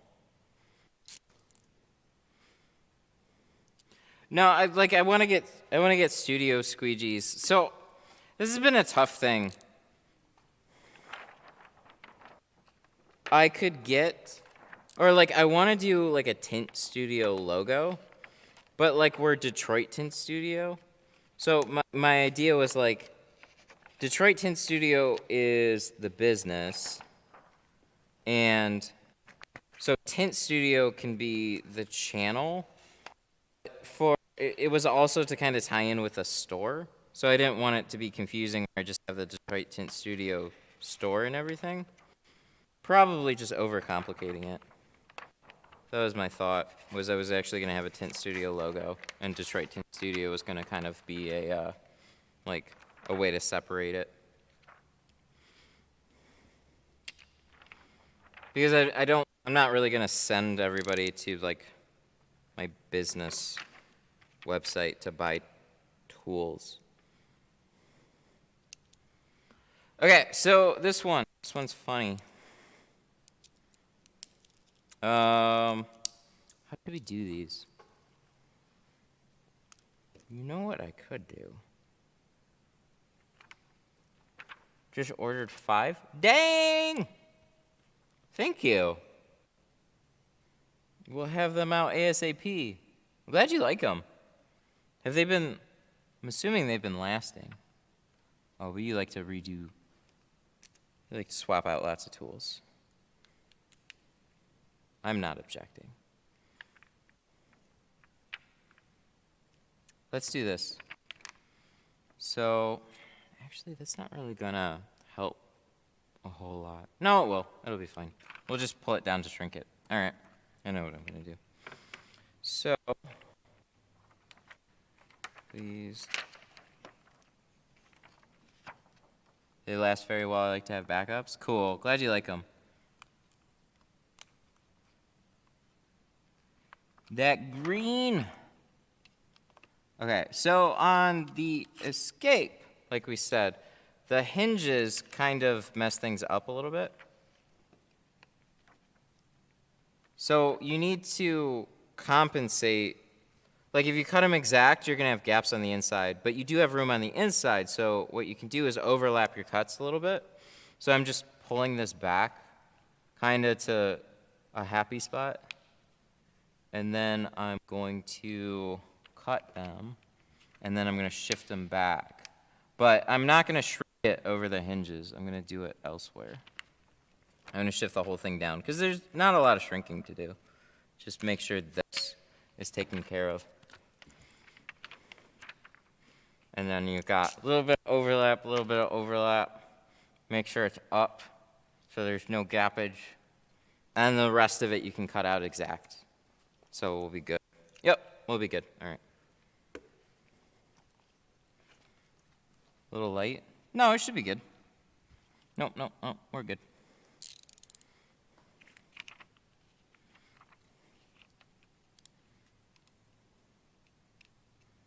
The mirror to the stream get a little dark? Oh, I'm sorry. Yeah, so you've got not a significant amount of light here. It's all kind of like, I got a light right overhead, but I don't have those LED ones, and there's white walls here, so all the light's coming this way. Something I need to fix. Even 360 lighting is not exactly the easiest thing to do.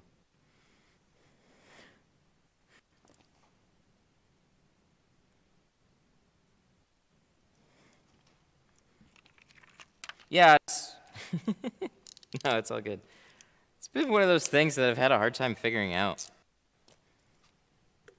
Everybody, all the YouTubers, they get to shoot from like one angle. Or when they're vlogging, they like you can set up like the light source and whatever. Or you're gonna change really quickly. Here, it's like we're always looking around the same point. We need everything to be brighter. But then also the color of the car matters too.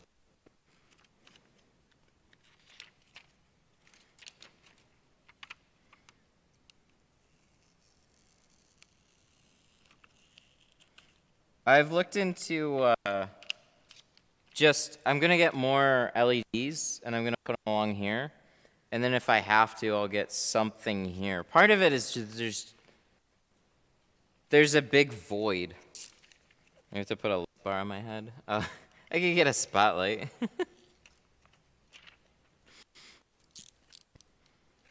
When you have white walls and white floors, that helps a lot.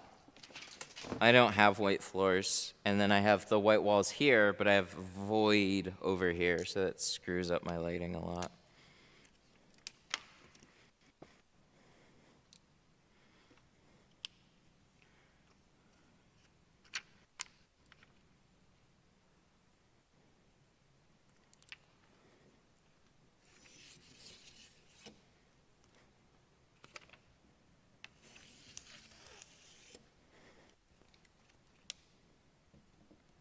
Well, that was a loaded question. Hang on. I think it's somebody asking about a job. Canon. I want to tint my 17 Highlander, 10% around and 20 on the windshield top, half, 35 on the bottom half with a small non-tint slip in the middle for ease visibility.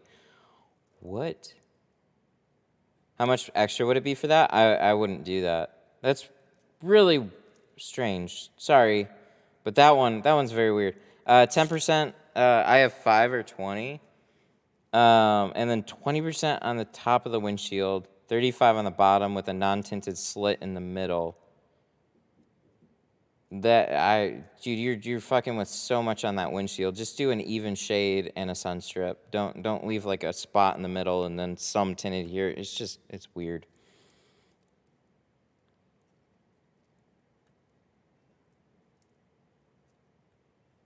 I think you'd do it and then probably regret it. Okay, 5%. Oh, and the other one was I tint windows in my garage, so I need a special place to get a license. No, there are no tint licenses. Kia K5 is not like a tint license. Kia K5, what percentage should I do? Most people go with 20, but it's totally up to you. Most of my clients go with 20% all the way around.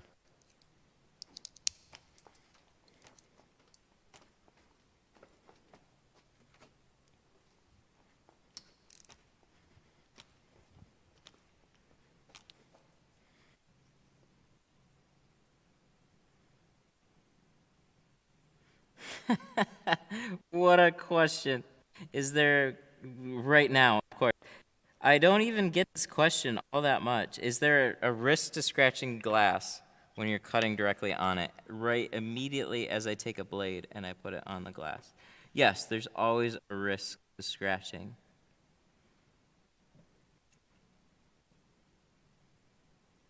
So, with newer glass, I'd say it's worse. There's lots of cheap glass out there. With older glass, I think they just used to make it better. But you still always have that risk. So get a stainless steel, use 9mm stainless steel blades by NT or by Olfa. Those are really the only two that make them, other than really cheesy Chinese ones that are dull as fuck.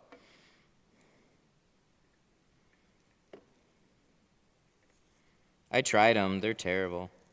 So yes, you can even have stainless steel blades be very bad for glass. So get some nice sharp ones. And then even then, just go with just a light touch. I love how you have lots of tint tools and then coffee creamer right in the middle. I have a whole little coffee station right there. I have a French press and a hot water heater and stuff. That's why I want to do like a whole cabinet thing.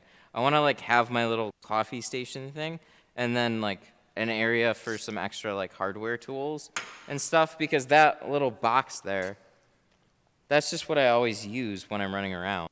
So I come here with like my mobile toolbox.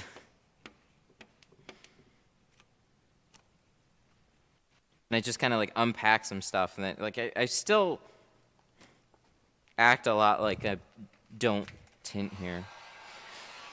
When I'm shrinking side windows, they sometimes pinch closer together instead of wrinkling up. Why is that? Are you still shrinking in the right direction? You always got to shrink in one way. So if you unroll the tint this way, you got to shrink up and down.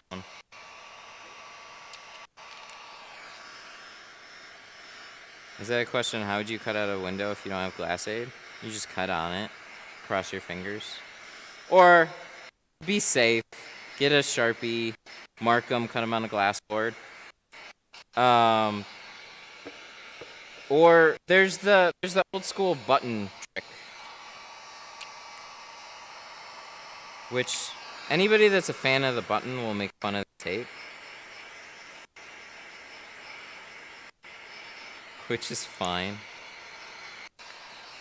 I never liked the button method. So what you can do is like, you either plotter cut, you put your film on the glass, and you mark where your cuts are and cut somewhere else, or you put a surface in between the two that you can cut on or drag around that's not going to cause anything to scratch. Or just, again, real light touch with a stainless steel blade. I'll still cut on glass. I'm just really careful when I do and how much I do it. There's always that little, like, a little bit of, like, yeah, it'll be fine on this, or, this one's probably not one that I want to risk. I'm not saying that an older escape isn't important, but on a vehicle like this, generally speaking, people are going to be less concerned about this versus like a brand new BMW. You know what I mean? So like, that's the rule of thumb that I take when I'm tinting at the glass shop.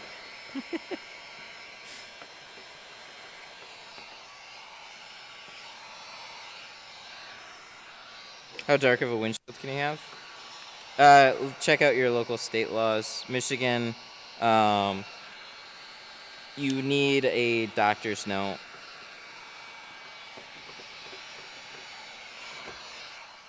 Okay, cool. So the bottom is shrunk. The top, we're going to run into here. So we're just going to shift the whole thing down. This isn't something I've had to do in quite a long time.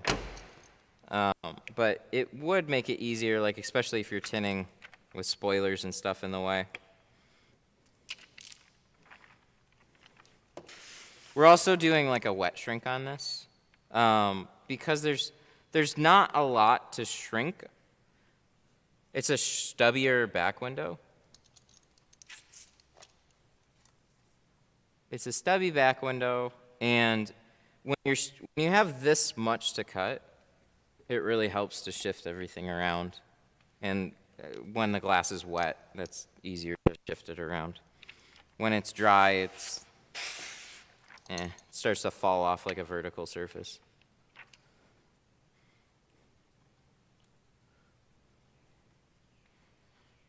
Huh. Starting out, how would I get tint? There's two great places that won't ask you for a business license, actually. Go to My Tint Stuff or go to Tint Depot. And also you can contact GeoShield. So if you're buying like small quantities, just go to GeoShield, like you're just starting out. I would definitely recommend checking out GeoShield. Save yourself a little bit of money on some films. And you'll have some to play with, and you won't be as concerned about messing it up because you'll make a bunch of mistakes. Happens to all of us. Oh, is that pocket shrinking method too? Just that.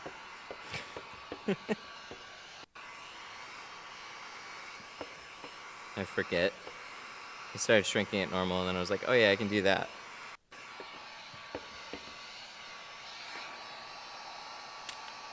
But yeah, Tint Depot, GeoShield. GeoShield wants to be a business, but like they're very supportive, right? So like they're not gonna restrict you to being like, you can be the guy starting out of your garage and still use them. And they're a great film, so good all the way around. Oh, we forgot. I knew it. Well, at least I can still set it up and cut them out. Cool. I'm not totally screwed. So there's these little holes on this one.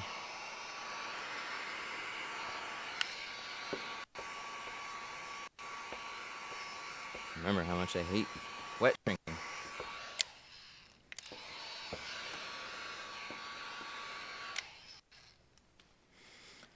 So on this one, there's tabs. There's defroster tabs right in the middle of it. Why? I don't know. They just made it this way. I think it's really poor design. Why? Like, why? Why did they do this? Why did they make this way? So dumb.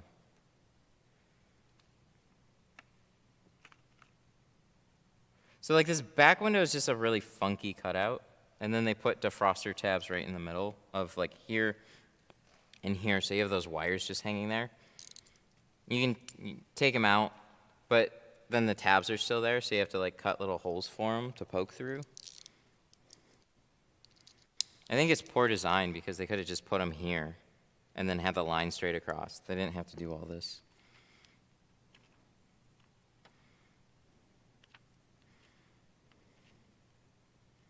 Suntech CIR, CXP.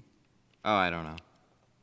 Whichever one your budget provides and whichever one is going to do well for you.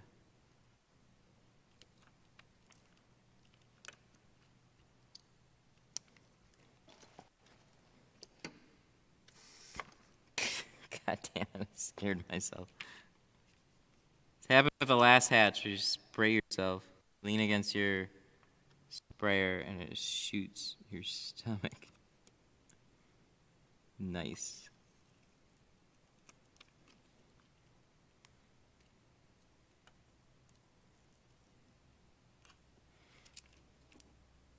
Yeah, okay.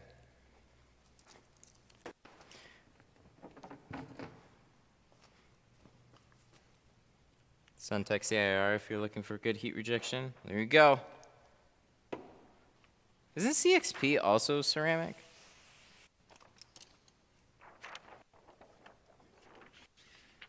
Best sizes, 36, 24, and 20s.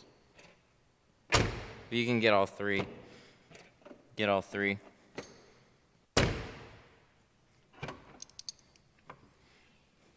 36 is most important, followed by 24, and then 20s. Just want to make sure it's a good film. That's a great question for my group, actually. I don't have a ton of experience with Suntech. So they'd be able to answer, like the people that actually use it would be able to answer that better than me.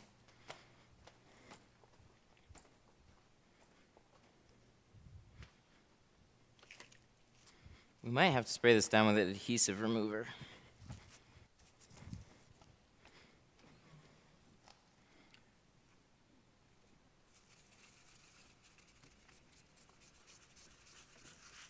But it kind of looked like it was just coming off. Wow, how about that? It's kind of dissolving.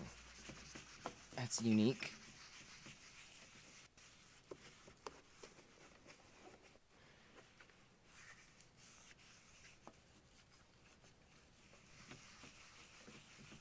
So this one, you can see we've got the big old fun motor in the way, but luckily they give us a lot of room. And then on this one, a lot of times I'd run into these plastic housings being really close. This one is nice. Sometimes I'd have to take them off entirely.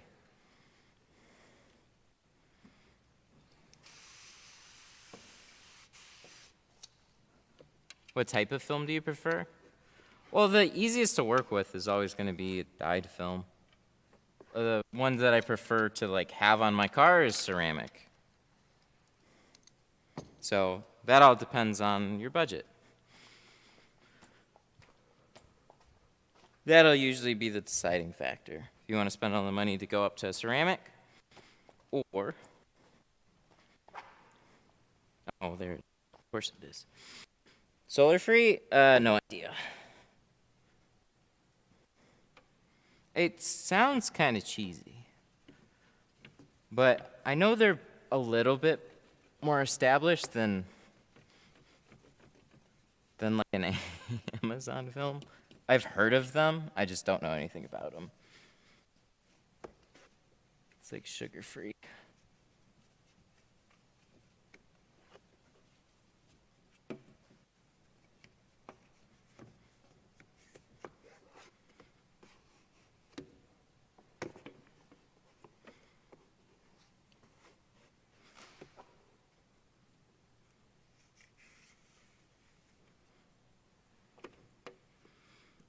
I almost want to make like a bad brand just to have it just so I could.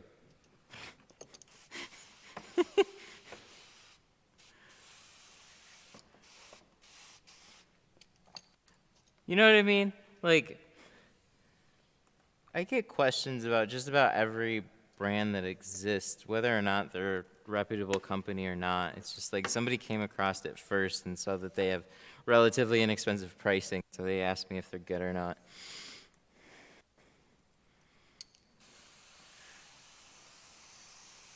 There's probably just not enough information about the established brands, so it's just kind of difficult, but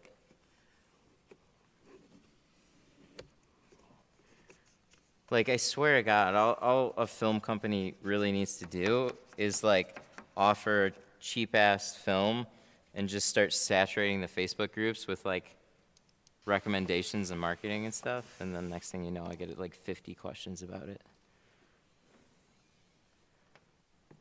And then there'll be, like, a bunch of people that can back it up somehow. They still make escapes? They do, but not this one. This one's the older model. I'm gonna like super clean around here. This always trips me out. We should be okay, but I remember these very well. Lexan. Point proven. No, I give them extra crap. They know their market. They know their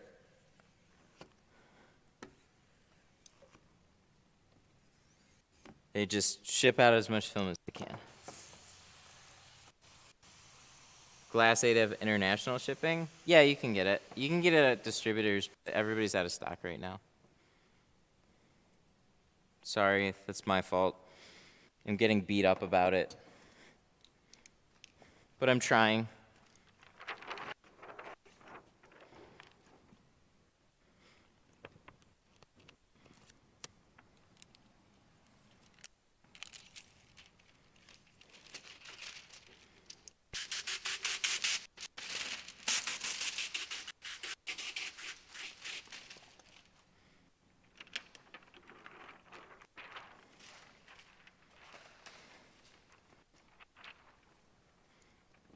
All right, so this is fun. Not.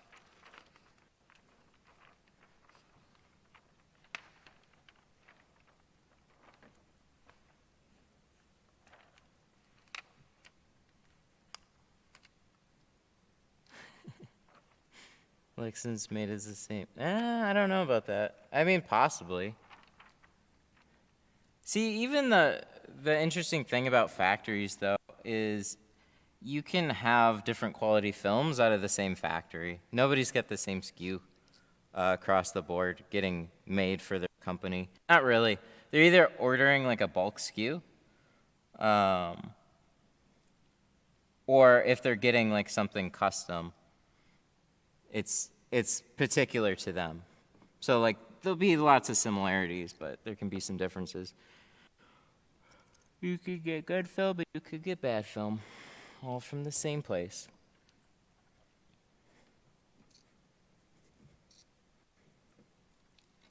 I want to get a K5. I like them too. I've tinted a handful of them. I give Kia big props for a lot of the changes that they made, except for their Kia logo. I feel like they need a new logo. I know they have like the European logo, or just the international logo, but it's probably not being very impactful, so they haven't changed it. But some of their cars is like, what I hear more often than not from people that get one of those, they're just like, yeah, and it's a Kia. So they have to try like extra hard. Because of that, they have the Kia stigma, but maybe with enough time it'll change.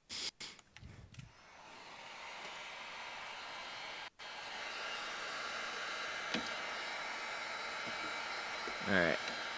Just gotta get this locked down. All the cuts seem to be on point, which is good. Shrinking, on the other hand, probably a little on the weak side. So we just don't want things to pop up too many times before we press them down. And then we got this little funky in-between spot.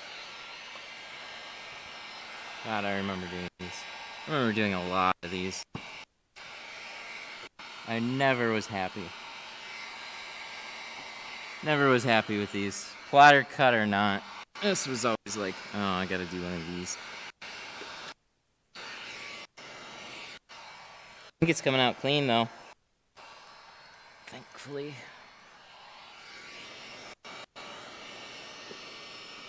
Who's answering the phone? A ghost. No, I got my buddy Nick. He pops up in chat. He answers phones. Not all the time. When he feels like it. When he's not in the middle of actual business.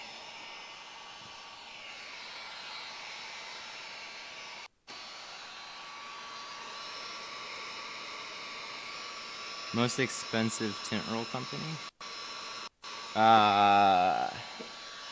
So just regular, or I mean not regular. You have crystalline, but above that was one that I heard of called PhotoSync.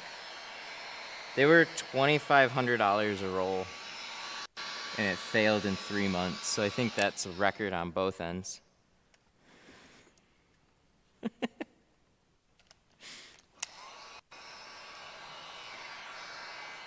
Never thought about that. Never thought about it like that, but it's true. I think even bad dyed film will last at least 3 months.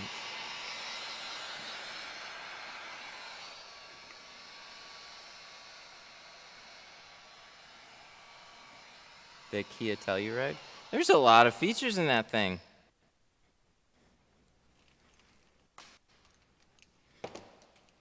Yeah, so it's a different technology. It's like a transition film. And I had an update from the company that had it, that bought it and installed it. The transition turned into splotches, and it did it in 3 months. It's like, god damn, did they not even put it on their? Must have not even put it on their own car.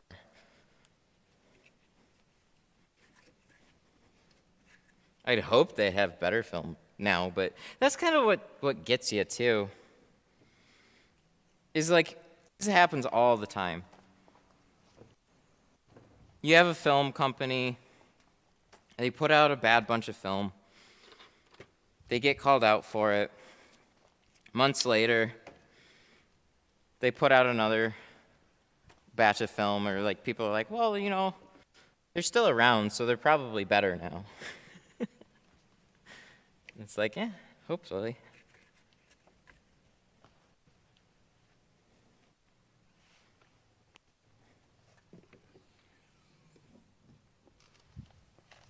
All right, just got a couple little guys.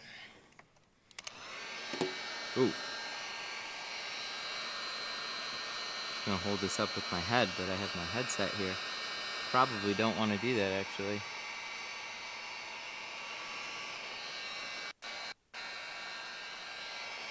Yeah, I need to remember. I gotta get that little glass vise.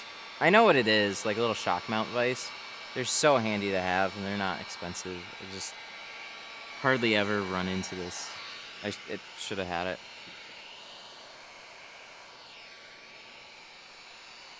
Okay, and then we got this.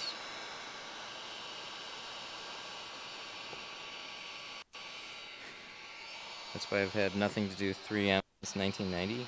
Damn!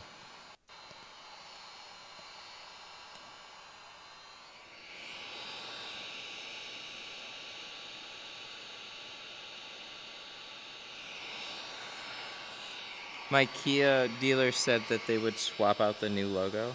Whoa, that's... so they are well aware. I figured they would be, but still. For a dealership to have like I bet you this happens to them all the time. They have somebody go in there, and they're like, man, I want to get it, but it's a Kia. And they're like, how do we retain these sales and build back trust? We'll just give them a different logo, and then they'll get them. So you don't have to tell your friends that you have a Kia. Cool. There we go. This actually turned out really nice. I was a little nervous about this one. Generally, I've had the pitch really tight here, and then sometimes there's so much buildup from dirt that just settles in here. You flush it out, and then when you have it like this, all that dirt starts to flush down into your window, so this can be a speckly mess. A lot of little tricky cuts on this one, so this turned out nice. Cool. So we got a little bit more that we got to shrink, or I mean just lock down, but no gaps. All this we cut around there. It's all on the border. No gaps at all. That's sweet. That's really, really cool. Glad we were able to do that too. It's been a while since I've done one of those. Neat. All right, let's do these quarters, and then we get a full windshield.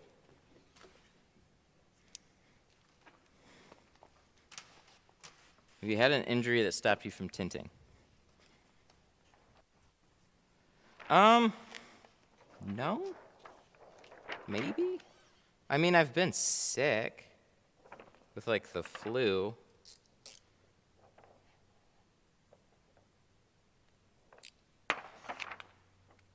But no, nothing any major to stop me from tinting. Just like random cuts and stuff that'll like really hurt and can make it really difficult for you to tint. So I like sliced through a good chunk of my finger with a blade before. That's no fun.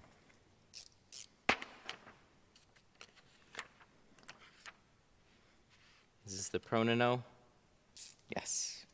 I love how my text-to-speech says, damn it! That's not a roll you want to do that with. The Pronino. At least we just changed our floors, so everything should be okay. You ever drop a roll on concrete? That'll kill it for a handful of feet.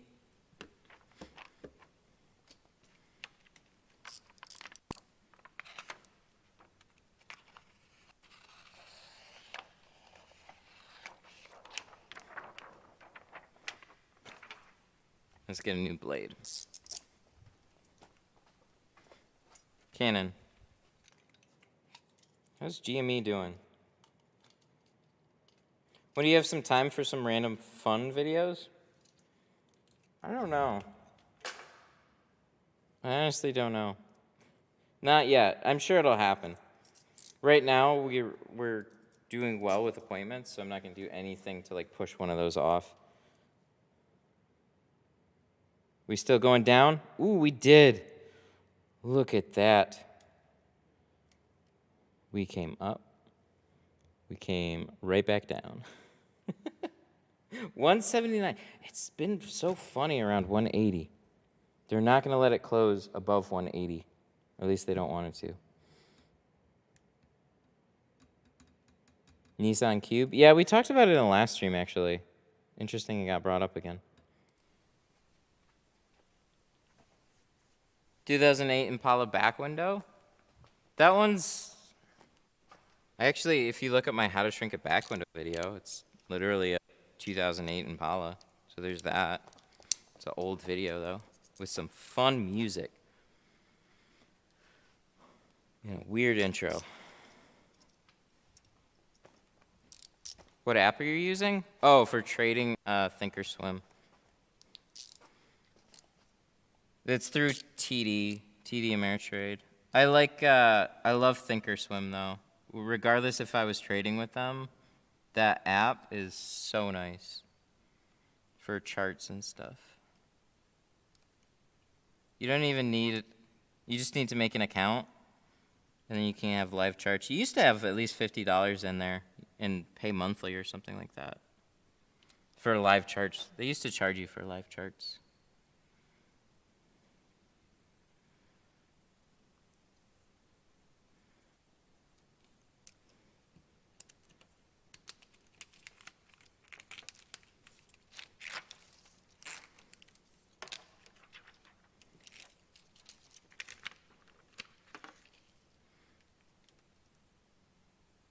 2002 Trans Am back window. Is that the one that looks like the Camaro? Or is that the other one? I don't think that's got an antenna on the back window. I get confused between the Firebird and the Trans Am. So like there's this older Camaro with like the really rounded back window, similar to a Corvette, but not the same. Good God.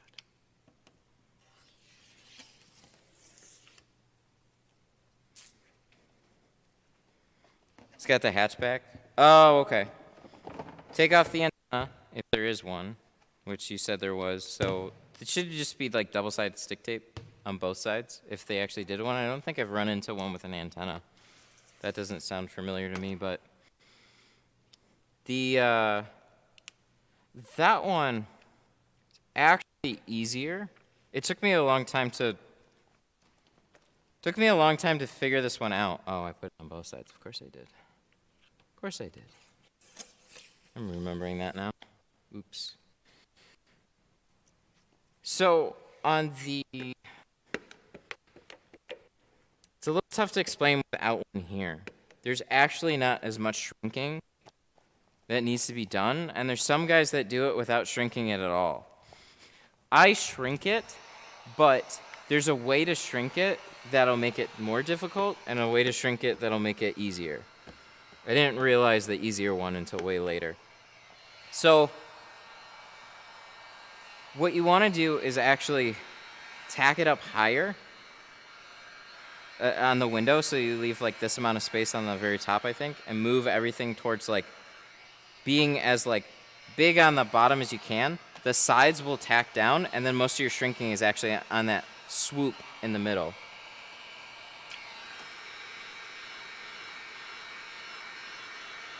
Because the last thing you want to do is shrink it normal and cause so much tension to like stretch out on the bottom. Because when you go to install it on the inside, it's just not going to lay down. It's always going to try and peel back with all that tension.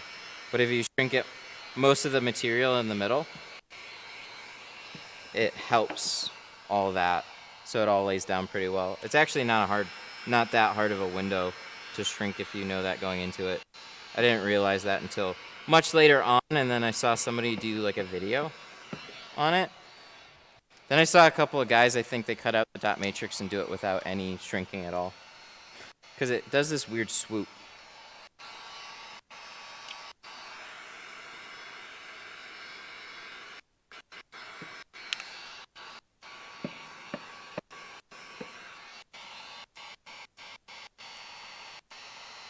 I don't know what is wrong. I can't seem to just the window after I shrink it. I always take like my fingernail and just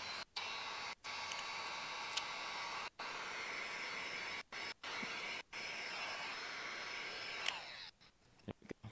I started to peel it. Cool. Look at that. Look at that nice factory back window now. Looks great. We need a clay bar.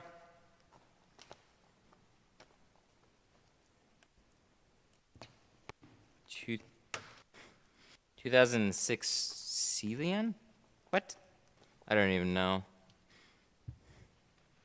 If it's a foreign car. And okay, there's a lot of foreign cars that I've tinted, but there's some like, if you're talking about like Citroen, Peugeot, or any of those, we don't see them here.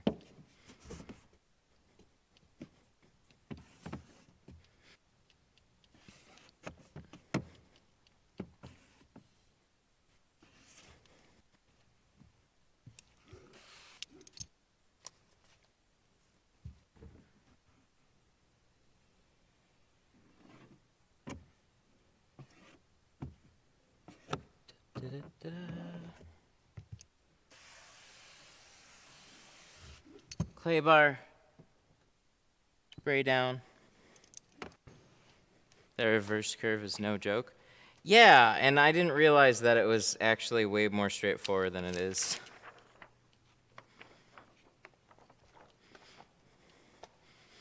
How do you tint a cyan PC? Oh, those are easy. The black stripes? Oh, so on those,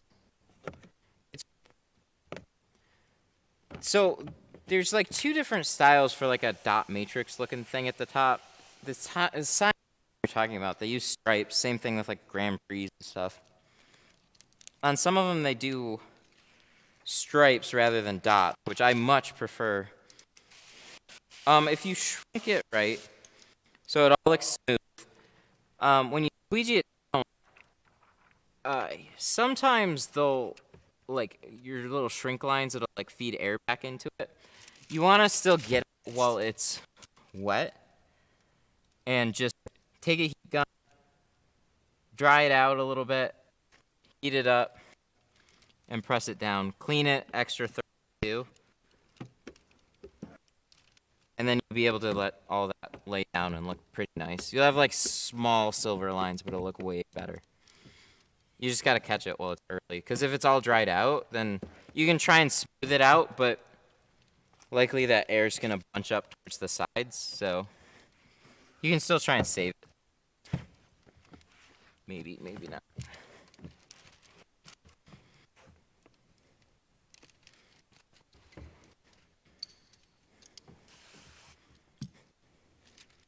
Not the dot matrix?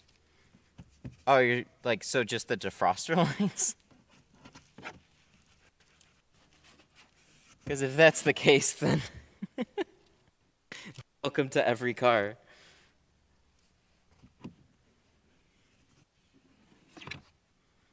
That would just happen to be one of the cars that do straight lines. Sorry.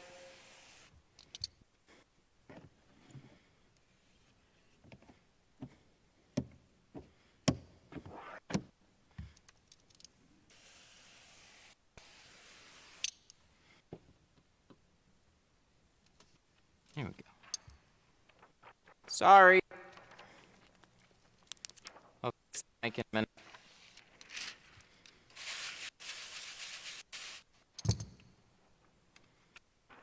I gotta put it on a list.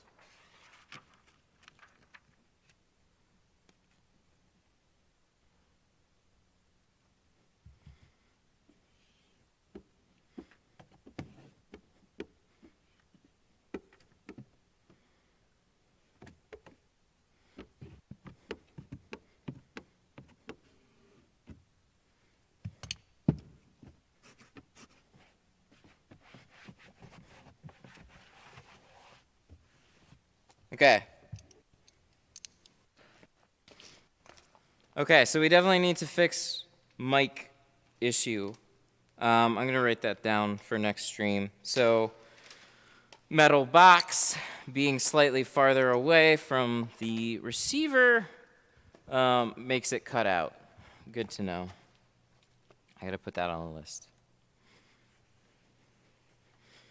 Same thing with the Bluetooth. I gotta feed the Bluetooth transmitter through the door.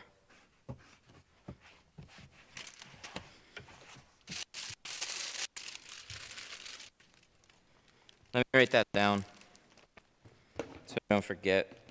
Because I'll say that, and then I won't remember until literally I come on next stream. Did you tint the windshield? Not yet. We'll be doing that in a minute. Canon. All right, let me write this down.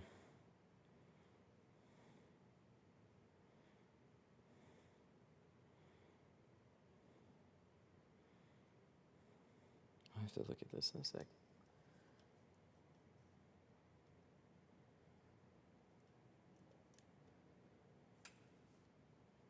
All right, notes.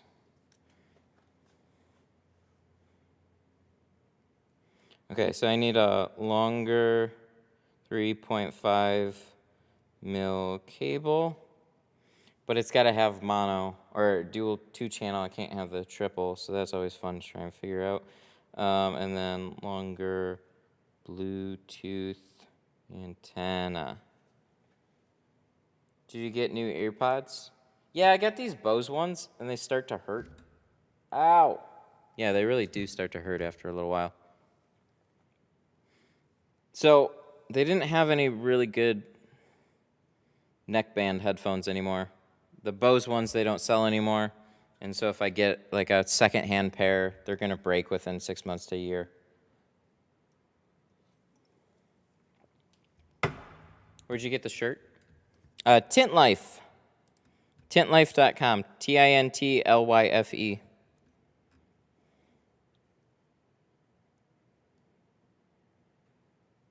Good bass? Yeah, actually, these sound great.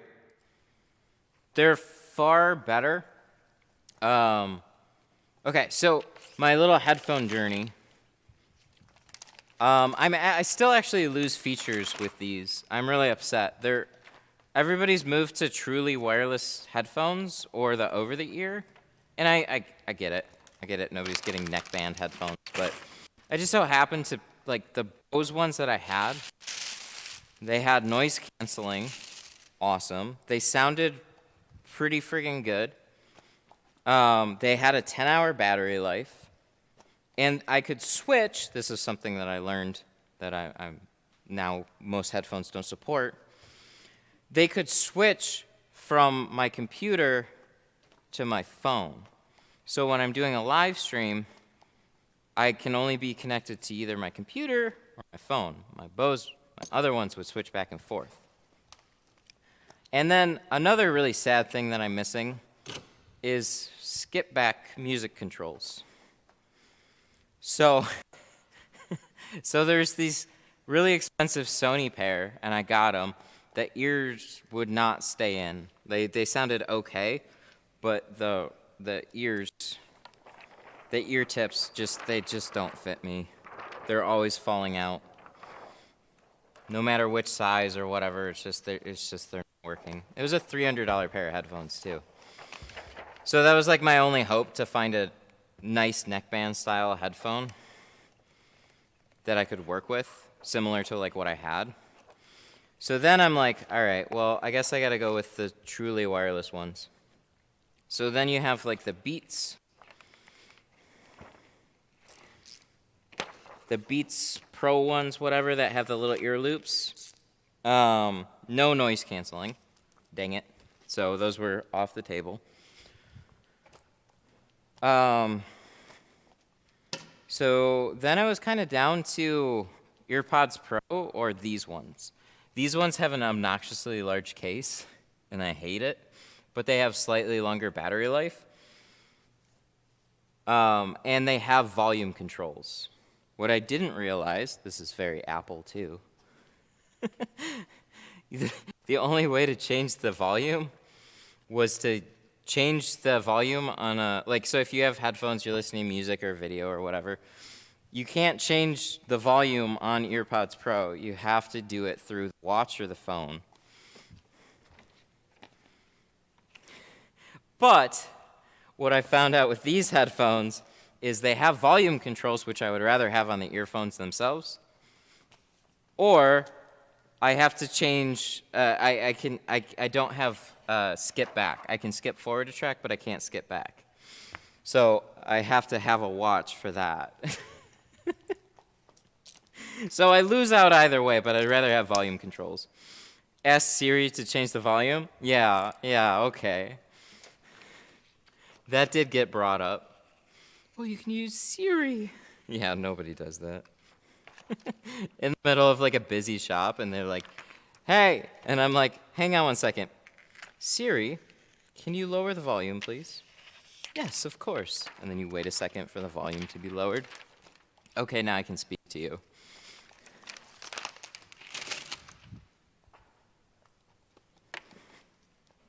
Ask Android to change it?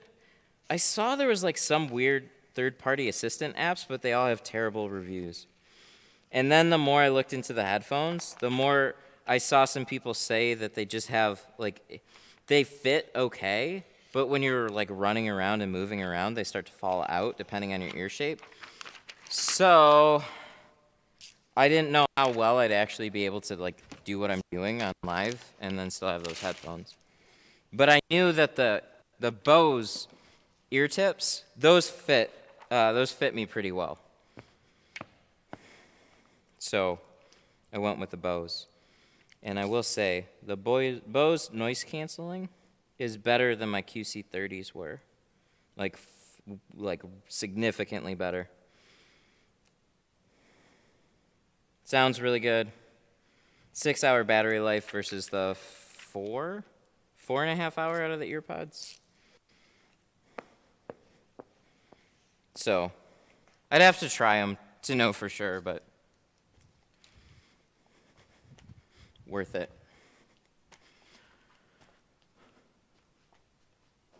What is the most expensive car you tinted?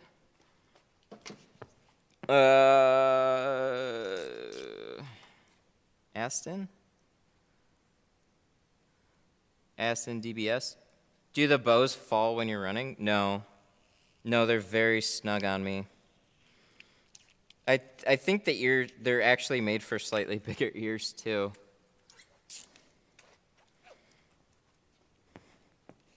But I knew the tips would be really good because the QC30s fit really well.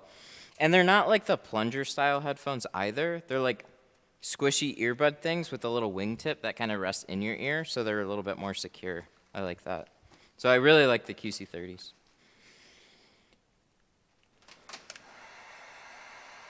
How do you eliminate static?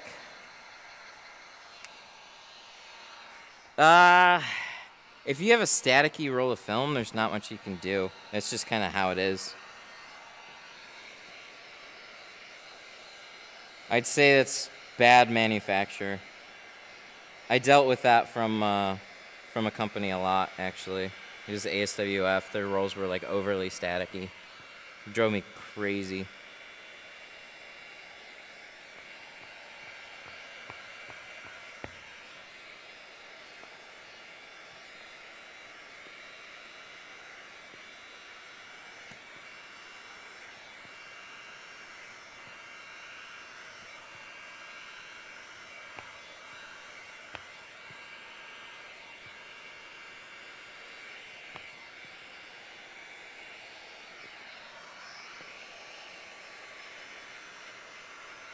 This stuff shrinks very, very nice.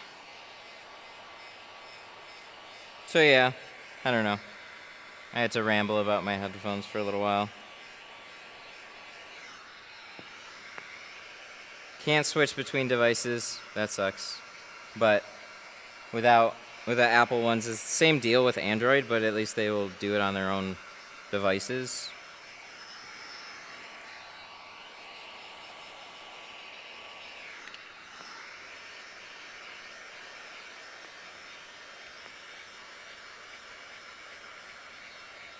Is the triangle useful if you can't remove antennas? I don't understand. Why wouldn't you remove an antenna?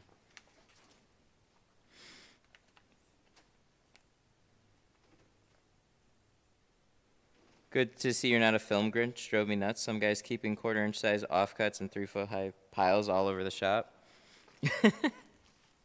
I learned a while ago to put everything like on the car or near the car. And then like when the car gets cleaned up, all the film gets cleaned up. So walking through a bunch of scraps and stuff on the ground is slip hazard.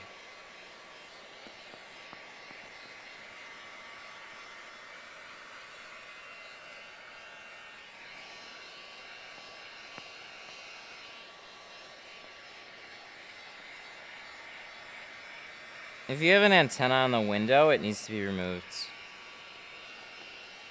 They're all double-sided stick tape, though.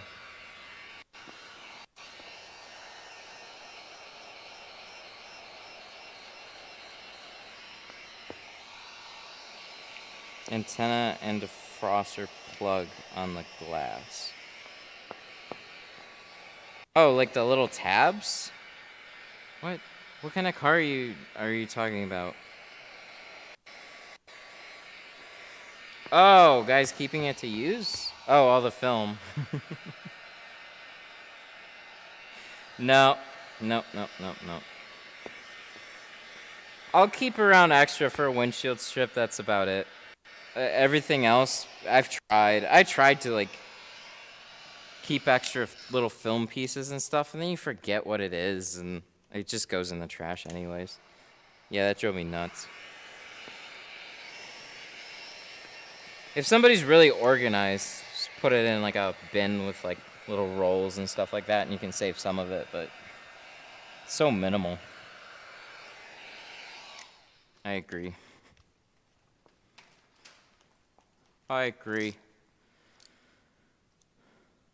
The Impala again?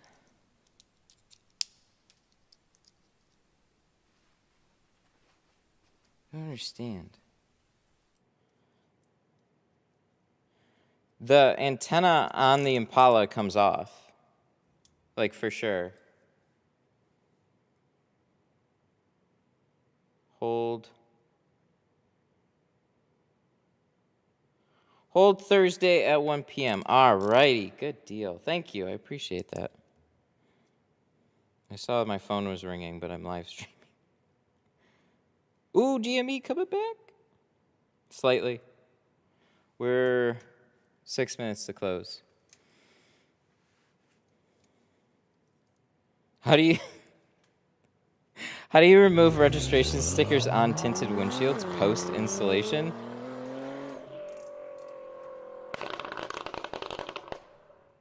You don't.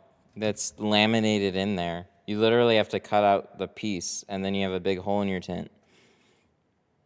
Alligator with a 5. I just texted you a glorious meme. All right. Is this worth showing on stream?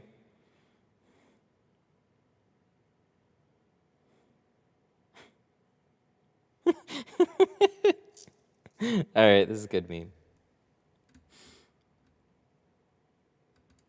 Window tinting, is that backwards or does it look normal? No, that's got to be. Okay. It says window tinting, Jehovah's Witness. Hello, my name is Patrick. I'd like to talk to you about window tinting. Good old Patrick. That's nice. Hello, would you like to talk about some window tint? Thank you, that was worth a 5.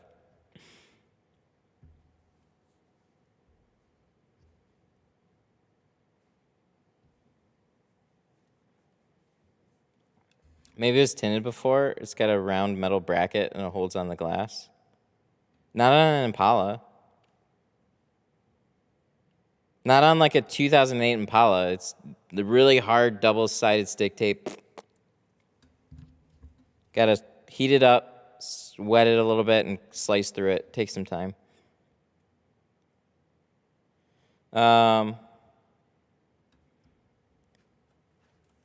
Wow, I can't keep up with all these. 3M. It's okay. Do you tint moonroofs? You can, for sure. No problem. I don't know how that became like a thing to not tint them. There's people that swear that they've shattered.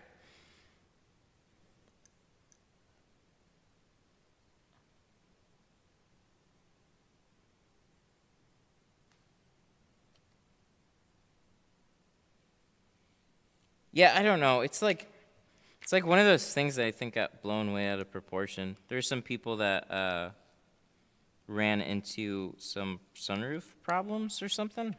I don't really know for sure because it's never happened to me. But I don't tint moonroofs very often. Just because most people are like, they don't know that there's factory tint on it already. So when they go like, yeah, and I think I want to do the sunroof too. And I go, okay, it's factory tinted 20% already. What do you want to put over that? They go, oh, I didn't know it was tinted. Never mind.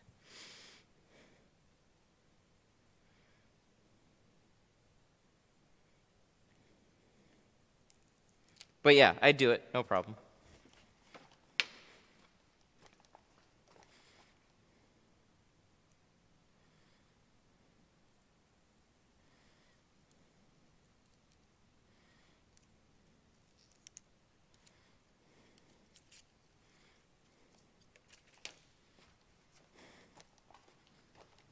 Yeah, 70% very easy to see. That's the point.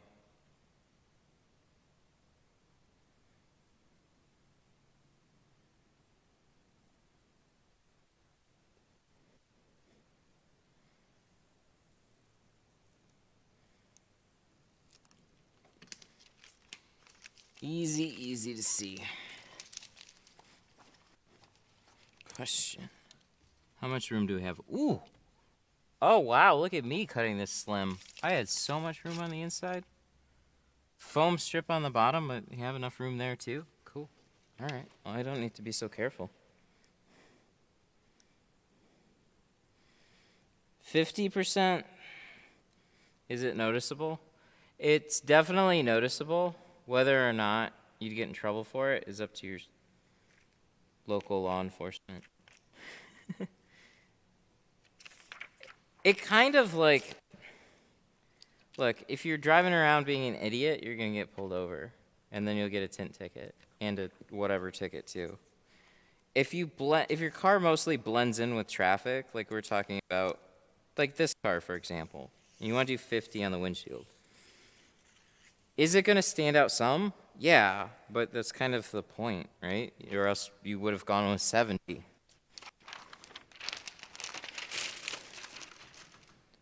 It's gonna stand out a little bit, but it's not gonna be terrible.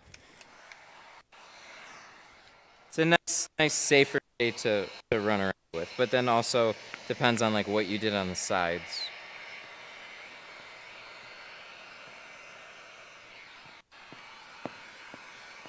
I know you guys. If y'all wanted to be perfectly ticket free, you'd all go with 70 or lighter.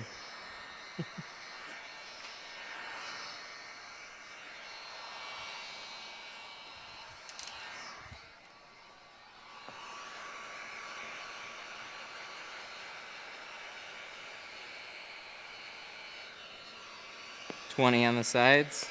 That'll definitely stand out more. I mean, you're more likely to get pulled over for your front doors, probably, depending on what state you're in. That's a funny distinction too. Is like people will worry about you'll be worried about the windshield, but you should be a little more concerned with the side doors in that case, because 20 is just is more standout than, let's say, a 50% windshield, but it all just kind of adds together. Just enjoy it.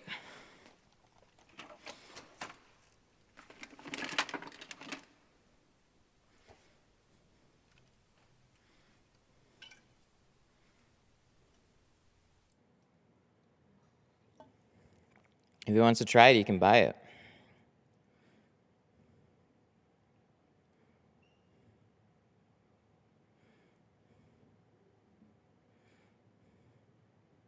The sticker is on top. Was wondering if I replace a sticker, if the film will lift or if it'll stay in place.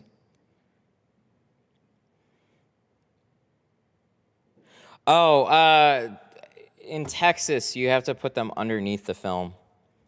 That's a requirement there. You put a sticker and then you laminate over it so they know that you did it.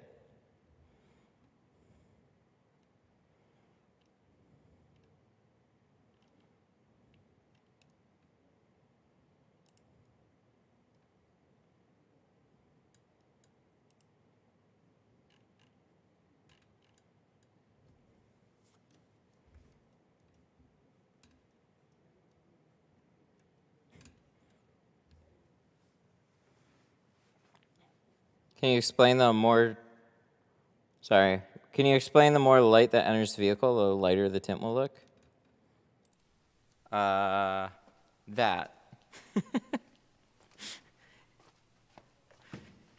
Yeah, so, I mean, it's pretty straightforward. Window tint is measured by VLT.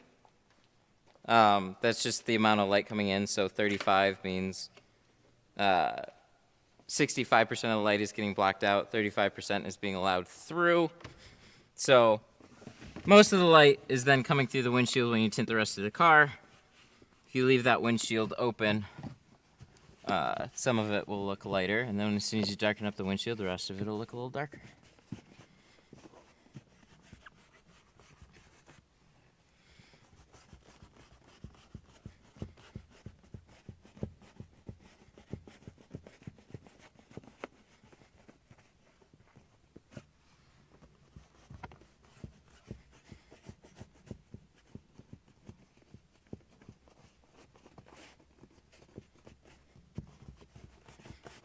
We're doing 70 ceramic on the windshield.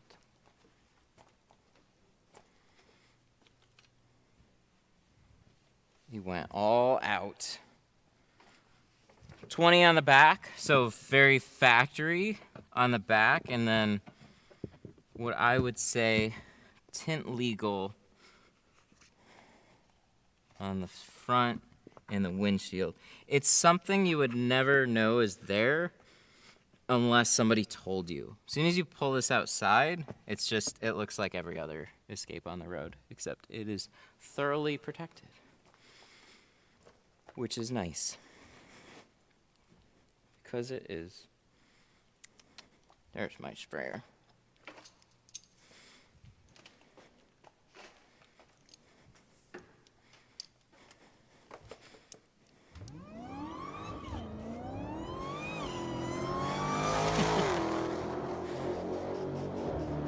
$5 super chat from Dorito. Thank you, man.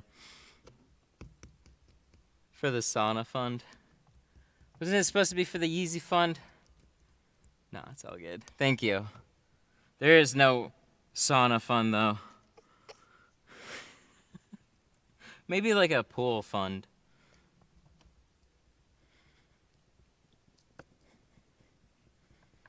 But right now, it all got to go back into what I do here. Oh yeah, we were talking about putting a full car sauna in here.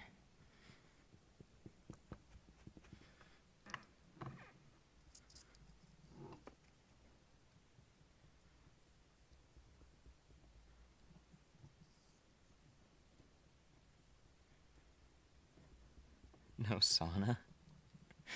I thought you were getting a sauna. I had no plans to get a sauna here. What, we're gonna do a sauna stream? Yeah, no, thank you.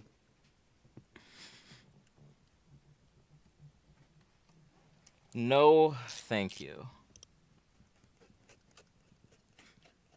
You know what's really impressive about this windshield too? It's got this whole dot matrix thing here. It's laminated in the glass. Tell me how a 2010 Pilkington windshield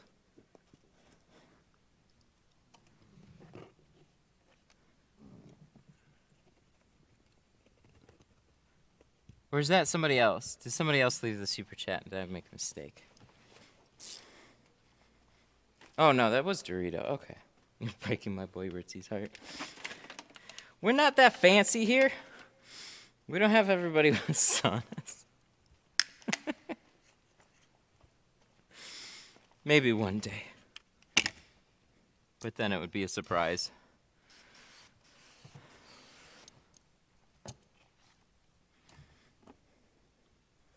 There's lots of Ritzy and Dorito sauna talk. You guys should get a sauna together. It's not fancy, it's relaxing.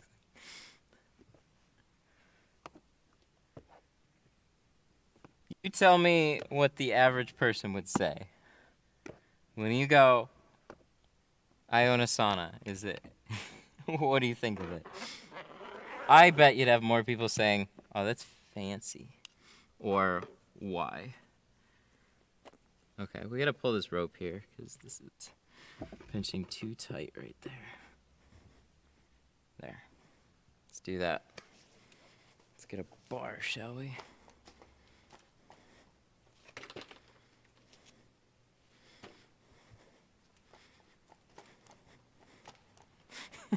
It's funny how this becomes a topic of discussion.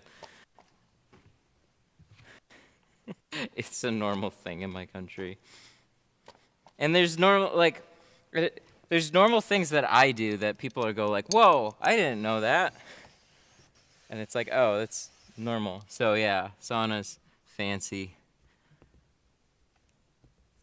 It's not the most fancy that you could be, but you get it. It's definitely one of those, like, if you're selling a house and they're like, yeah, they have a sauna, they'd be like, whoa, they've got a sauna in here? That's crazy. Probably similar to like heated bathroom floors or something.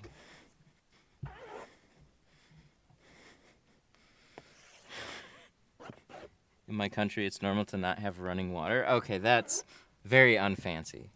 You guys need to pull back on the saunas a little bit and go harder into running water, because that's like a tragedy.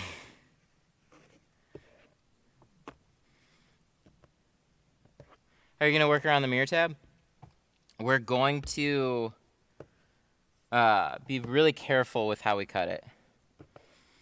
So clean it out a little extra, clay bar, all the goodness. And then we're gonna cut it out on the inside. Just be real careful. I could jump on top of the car and try and cut it out on the outside, and I wouldn't have too hard of a time doing it.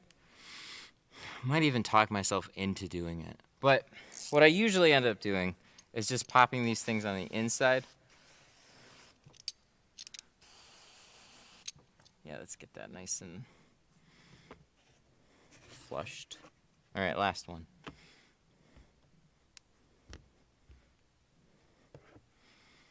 I leave a small gap. There'll probably be like a little one. But you want to make it as minimal as possible, so you can definitely do it over the tab and get it really, really close. Because you have that little thickness in between the glass on the outside and the inside, so you can just make it close.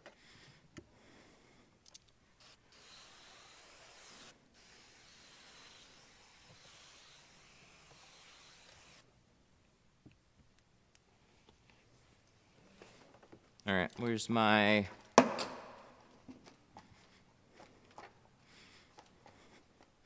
ultra professional squeegee?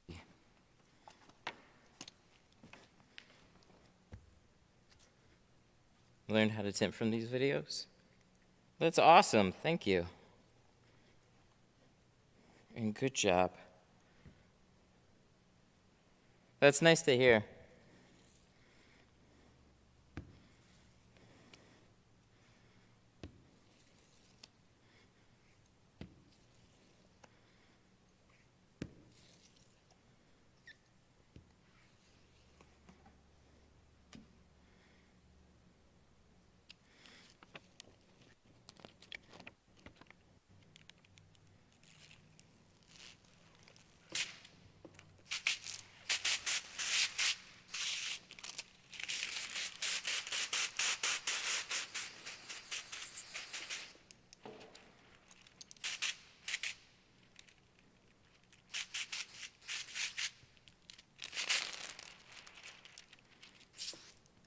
I go back and forth on how much I squeegee this out after the fact. Sometimes I just slap it back in there and it turns out great. Sometimes I squeegee it and it turned out better, and then sometimes I do it and then it doesn't turn out quite as good.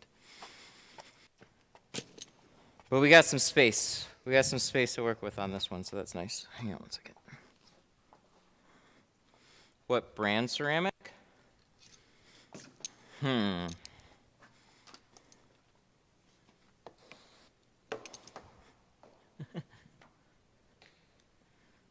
Hello, Tinternet. But seriously, you are the goat when it comes to tint. Thank you. Not really. I appreciate it, though. I know there's a lot of you guys that like these, and I like doing them, so it's all good.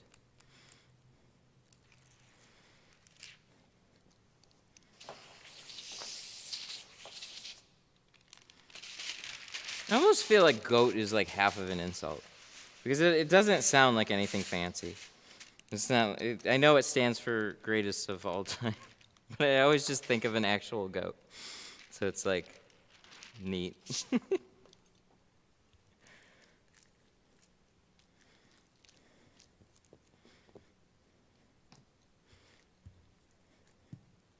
All right, let's roll it up.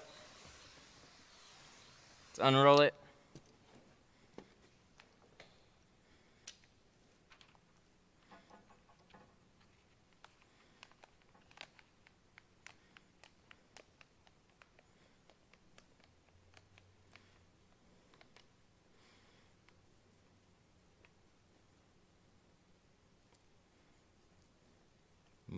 Michael Jordan.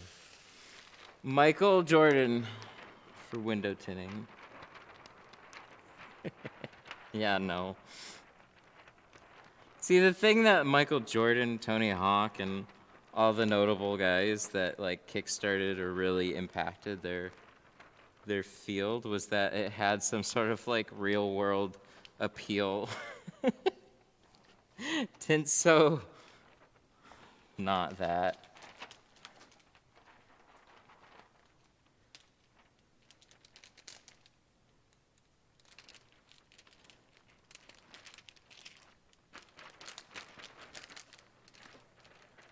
See, that's why I'll shift a window.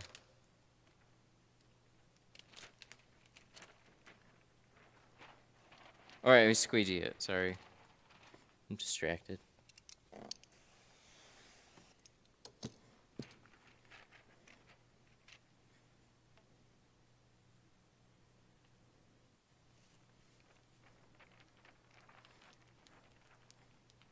I've impacted the tint community. That's true, in one way or another.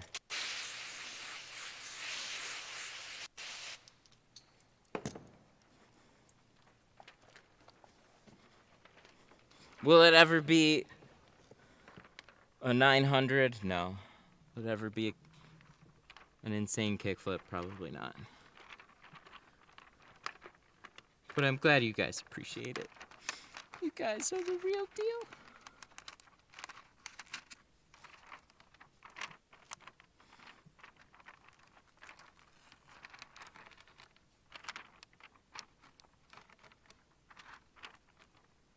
This stuff is thick.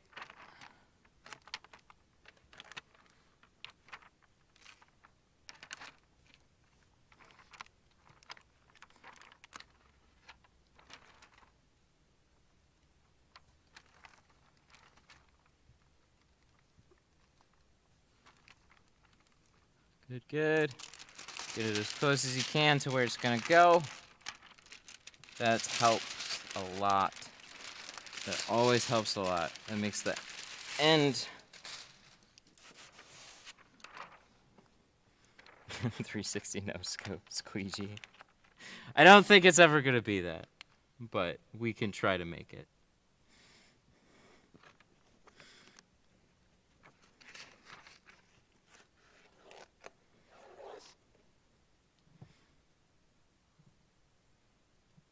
All right, so this stuff is very clear.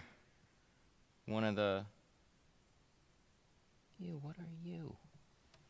No! Oh, that is definitely not a 360 no scope right there.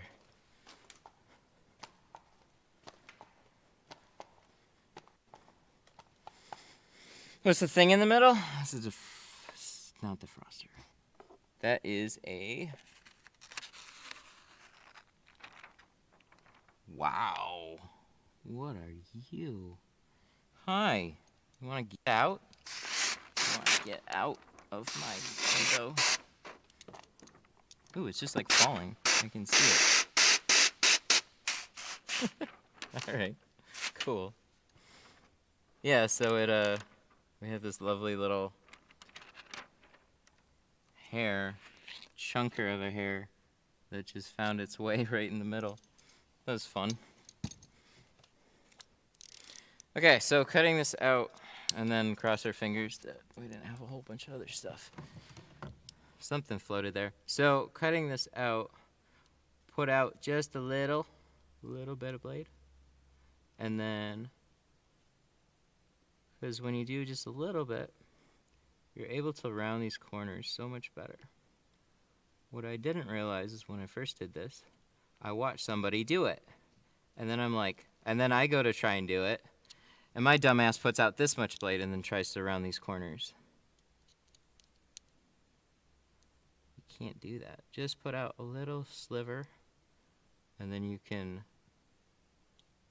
go around. And the last little bit is always the toughest.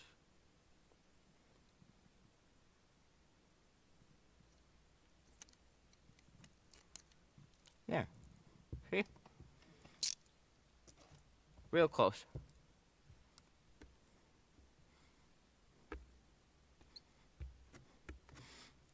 So close that we even have a little glue that we can trim out.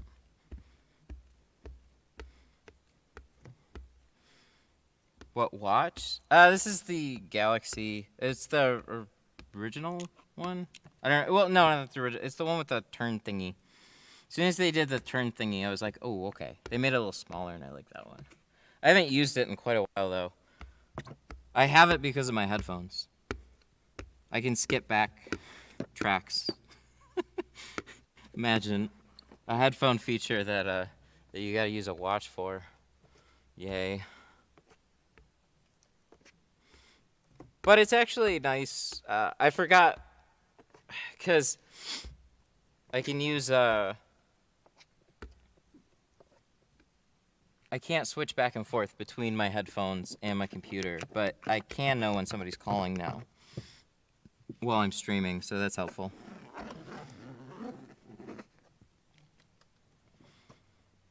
I think contamination is more of an artistic signature than dirt. That's good. If you can sell it, then why not?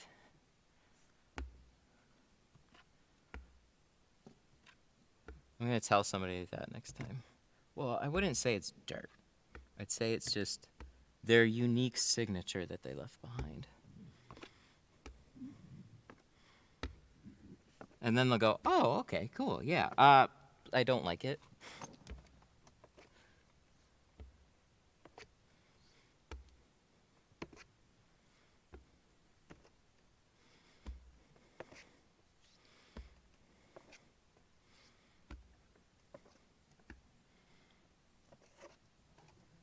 Patch of dirt adds texture. See, there's a fancy way to say just about anything. It's a true salesman right there.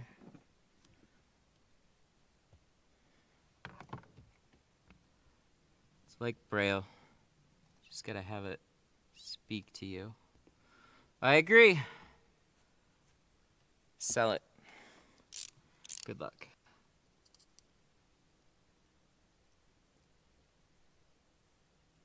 So,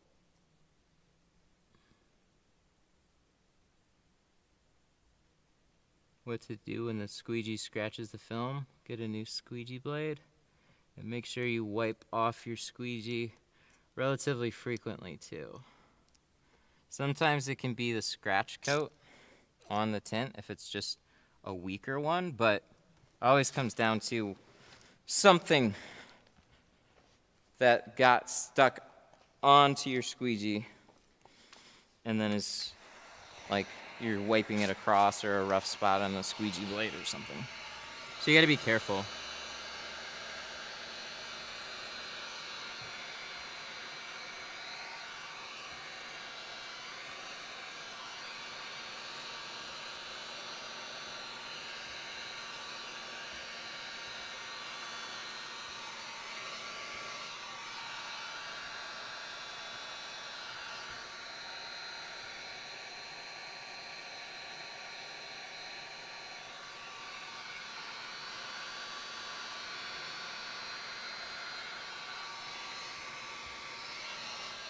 Lock all that down.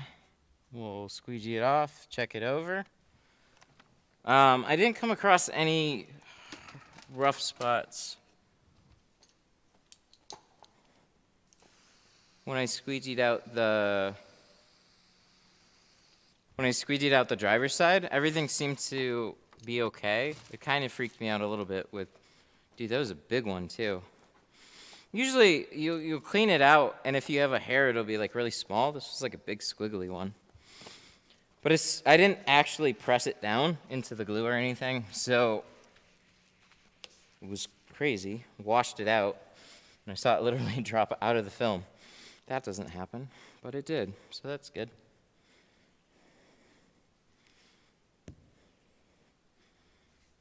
It was just a big old one. So we're going to squeegee it out, we're going to check it over. Hopefully the rest of it is good. It's probably from that funny way that I started to smooth out the liner outside of it. Or maybe it was just a miscellaneous one that floated down when I peeled it, but I don't think so.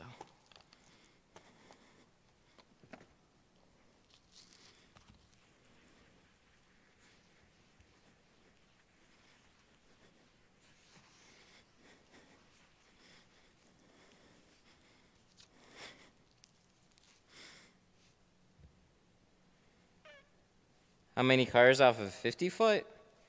Half of a full. Let's see, on like a 36, you'll get about 4 full cars then. You can usually do like 8 or 9 full cars off of like a 100-foot roll, 36 by 100 feet. Depending on how much film you scrap, but that's usually what it'll turn out to be. Sides, back window, and all that. 81. I don't even know that one. Sweet Lord.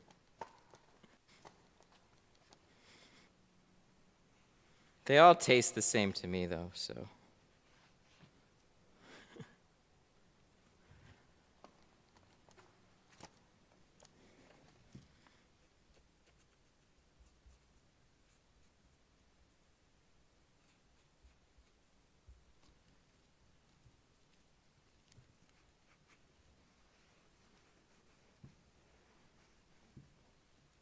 Looking good.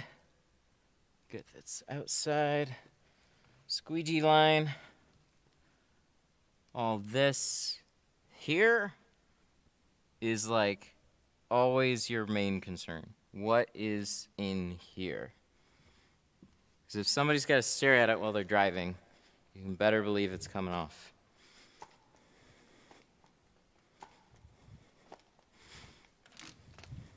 So I'm really glad that I at least took the time to learn how to reverse roll.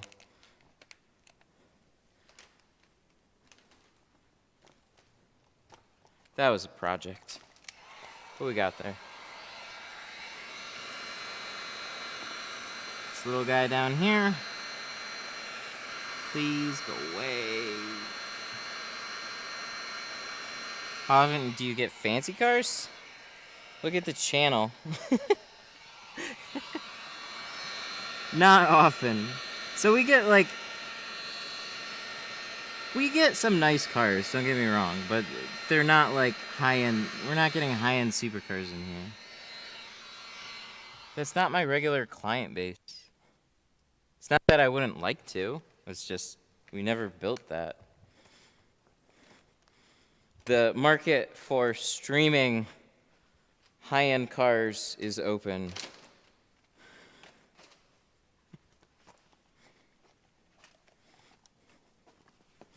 Kind of like a Lemire. All right. Be very careful. This is my biggest issue with the soak shield. I like them. I don't think I'd not use them, but God. Sometimes, like especially the bottom corners.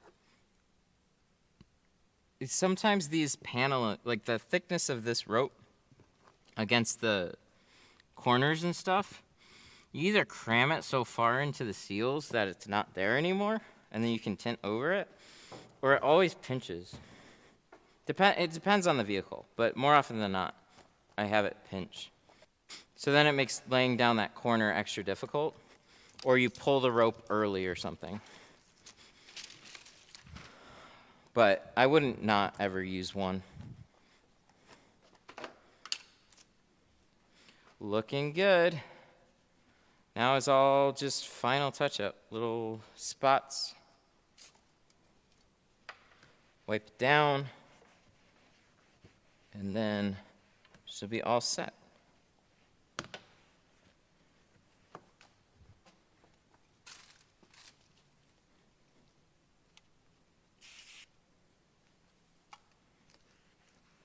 Oh yeah, we gotta remove those stickers too. I don't want to leave those on there. Those are ugly. He didn't tell me to, but I think when you have big old crusty stickers, you probably gotta take it into your own hands.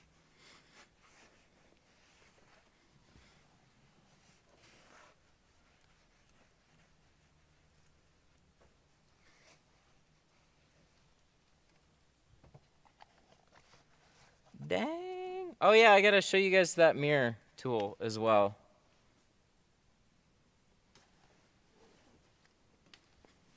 We gotta put the mirror back on. So rather than just like throw it back on the windshield, we're gonna place it gently with this special mirror tool. Where do we got that right here. So this guy, this is by Equalizer. They make a handful of like windshield tools that are pretty popular. I didn't like their Ford removal tool though.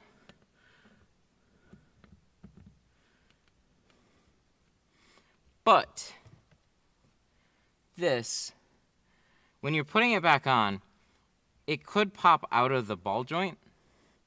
It doesn't always happen, but it's definitely like a risk, and once you do, you're not going to get that sucker back in. So this is a little clamp thing. It rests on the underside of the mirror, and then that little groove fits into the top. So just be real cautious of the bottom scraping against the tint.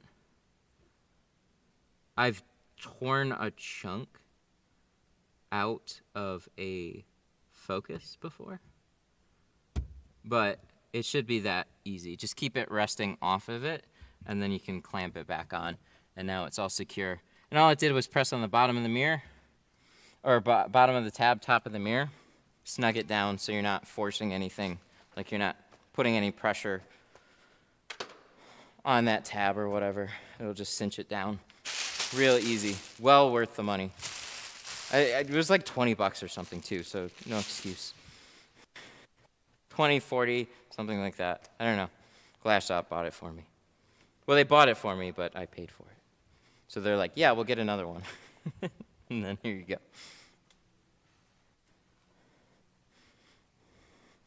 Stick some tape on the tool so it won't scratch. I think it had like a coating, but it wore off.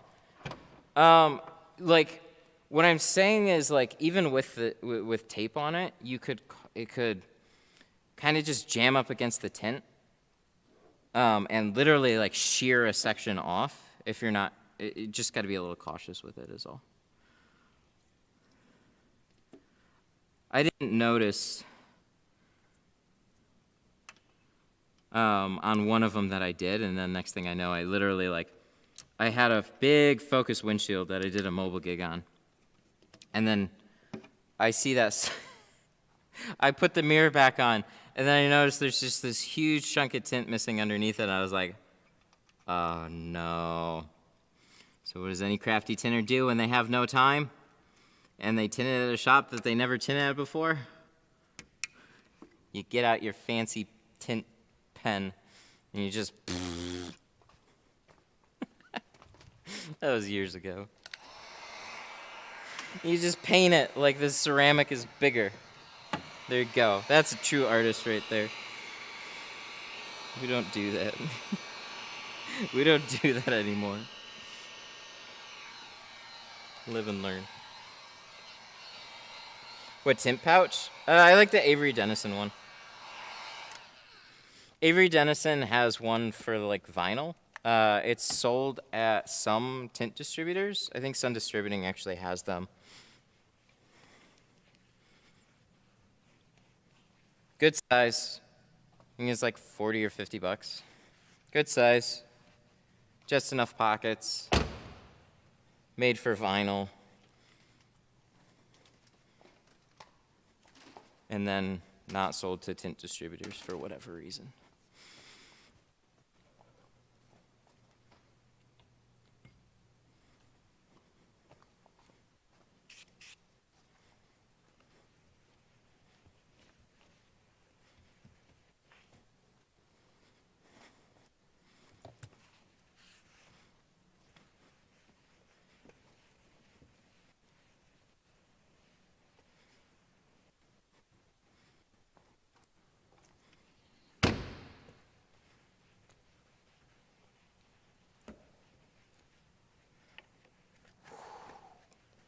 Good, good, good, good.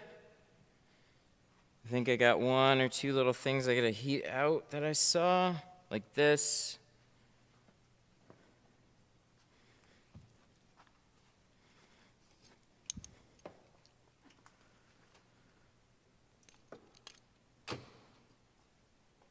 And then we're all set. Was it 4:30? Streaming for 3 hours? Yeah, it's about right. I had the extra 15 for escape because of the back window. Dang, son. This looks good. Very nice. Grab that heat gun. Make sure we don't lock the key in the car. We can check market close. Probably 180. I'm guessing. It's kind of what it seemed like. Canon. Wow. This thing starts to like shift after I move my head around too much.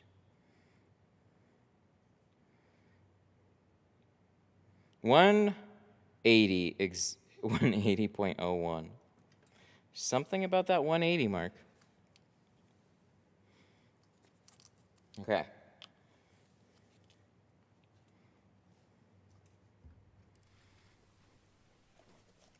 Last little bit.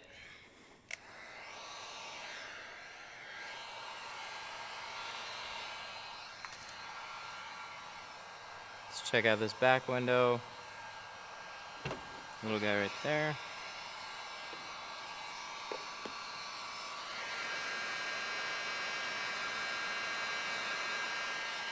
It's nice to let it sit for a little bit.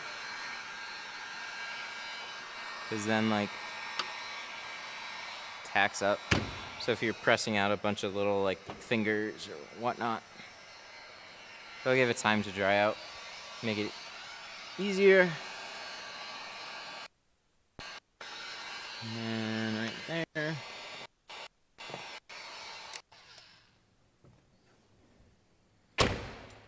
Sweet.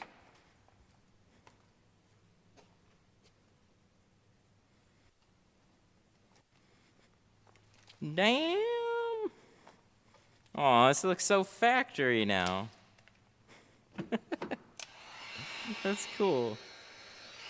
I know it's like nothing exciting, but it's very, very unique to Tint Escape. And make them just look like they're fresh out of the factory again. Just like good old factory tint. Nobody would think anything of it. But the whole thing has been ceramic. It's got... Wow. That freaked me out. Look at that.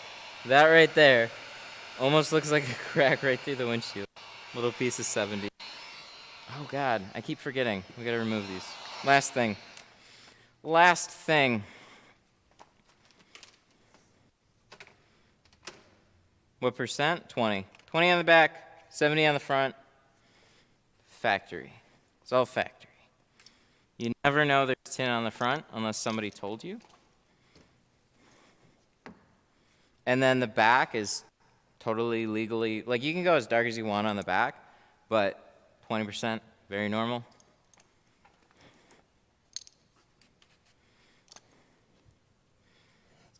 Whoa.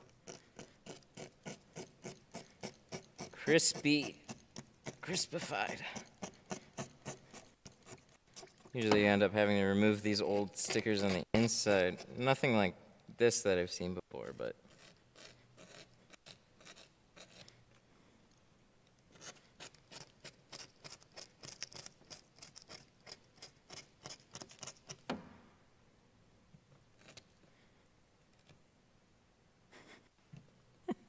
What are these even made of?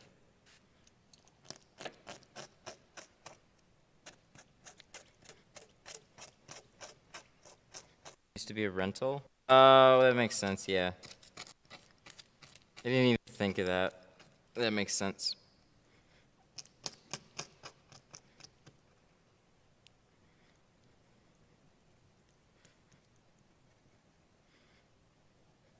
I don't think they want to keep these. Likely not. One of those little thingies. Wipe her down.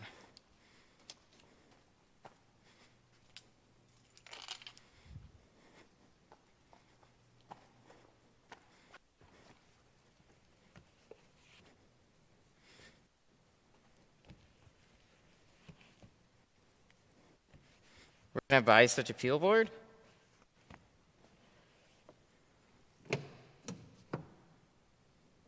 Oh shit.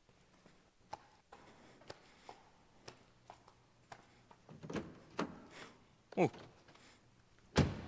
Wait, keys out of the car. Oh, bad feeling though. The peel boards, those are just storm windows. They were left here with a shop that was here before. There's like a window company here. Everybody's kind of creative about how they do their peel boards. You can either go on like a marketplace, like Craigslist or Facebook Marketplace, look for people throwing away big windows. Or you can build a frame and contact a glass company and just get a big sheet glass. Because they'll sell it. They'll sell it to you. But there isn't really anybody that's doing... I think Maupod Station, they have like a frame and stuff. I don't think they sell the glass along with it necessarily, but they have an interesting frame that looks like it's pretty slim, ready to go.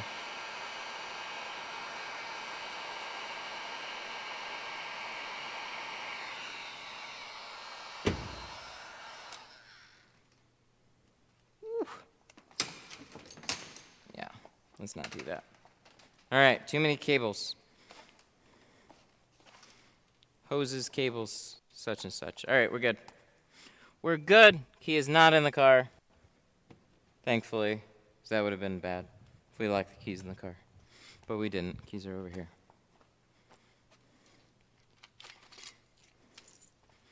Canon. I have a glass dry erase board. That would work. Yeah, for sure.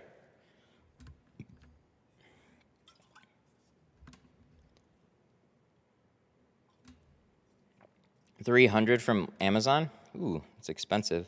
Anything big, flat glass, it's like relatively expensive. Even a big piece of glass can be expensive. That's why you can find like some secondhand things and storm windows and whatnot. Storm windows, though, they're two pieces of glass and they're heavy. I haven't figured out a way to cut them apart, though.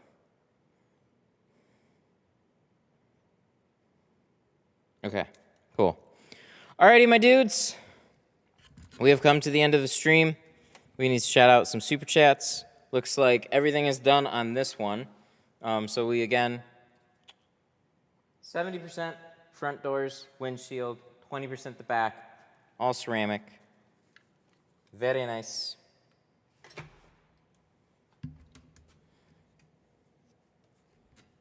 Thank you. I appreciate that. So, with that, we're going to shout out some super chats. And then, whoa.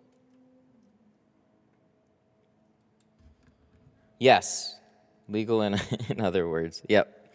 Okay, so big shout out to Dorito, Alligator, Jose, Dorito, you got a bunch of them today. Thank you. KK, Jose, Daniel, Tropical Shade, Daniel, T-Jet. And that was the last one. Thank you. There's a bunch of them today. I really appreciate it. You guys are nice. Thank you for supporting the stream. And thank you to everybody that hung out today. It was not a crazy stream, but relatively consistent. I like the Cooler Ranch Doritos myself.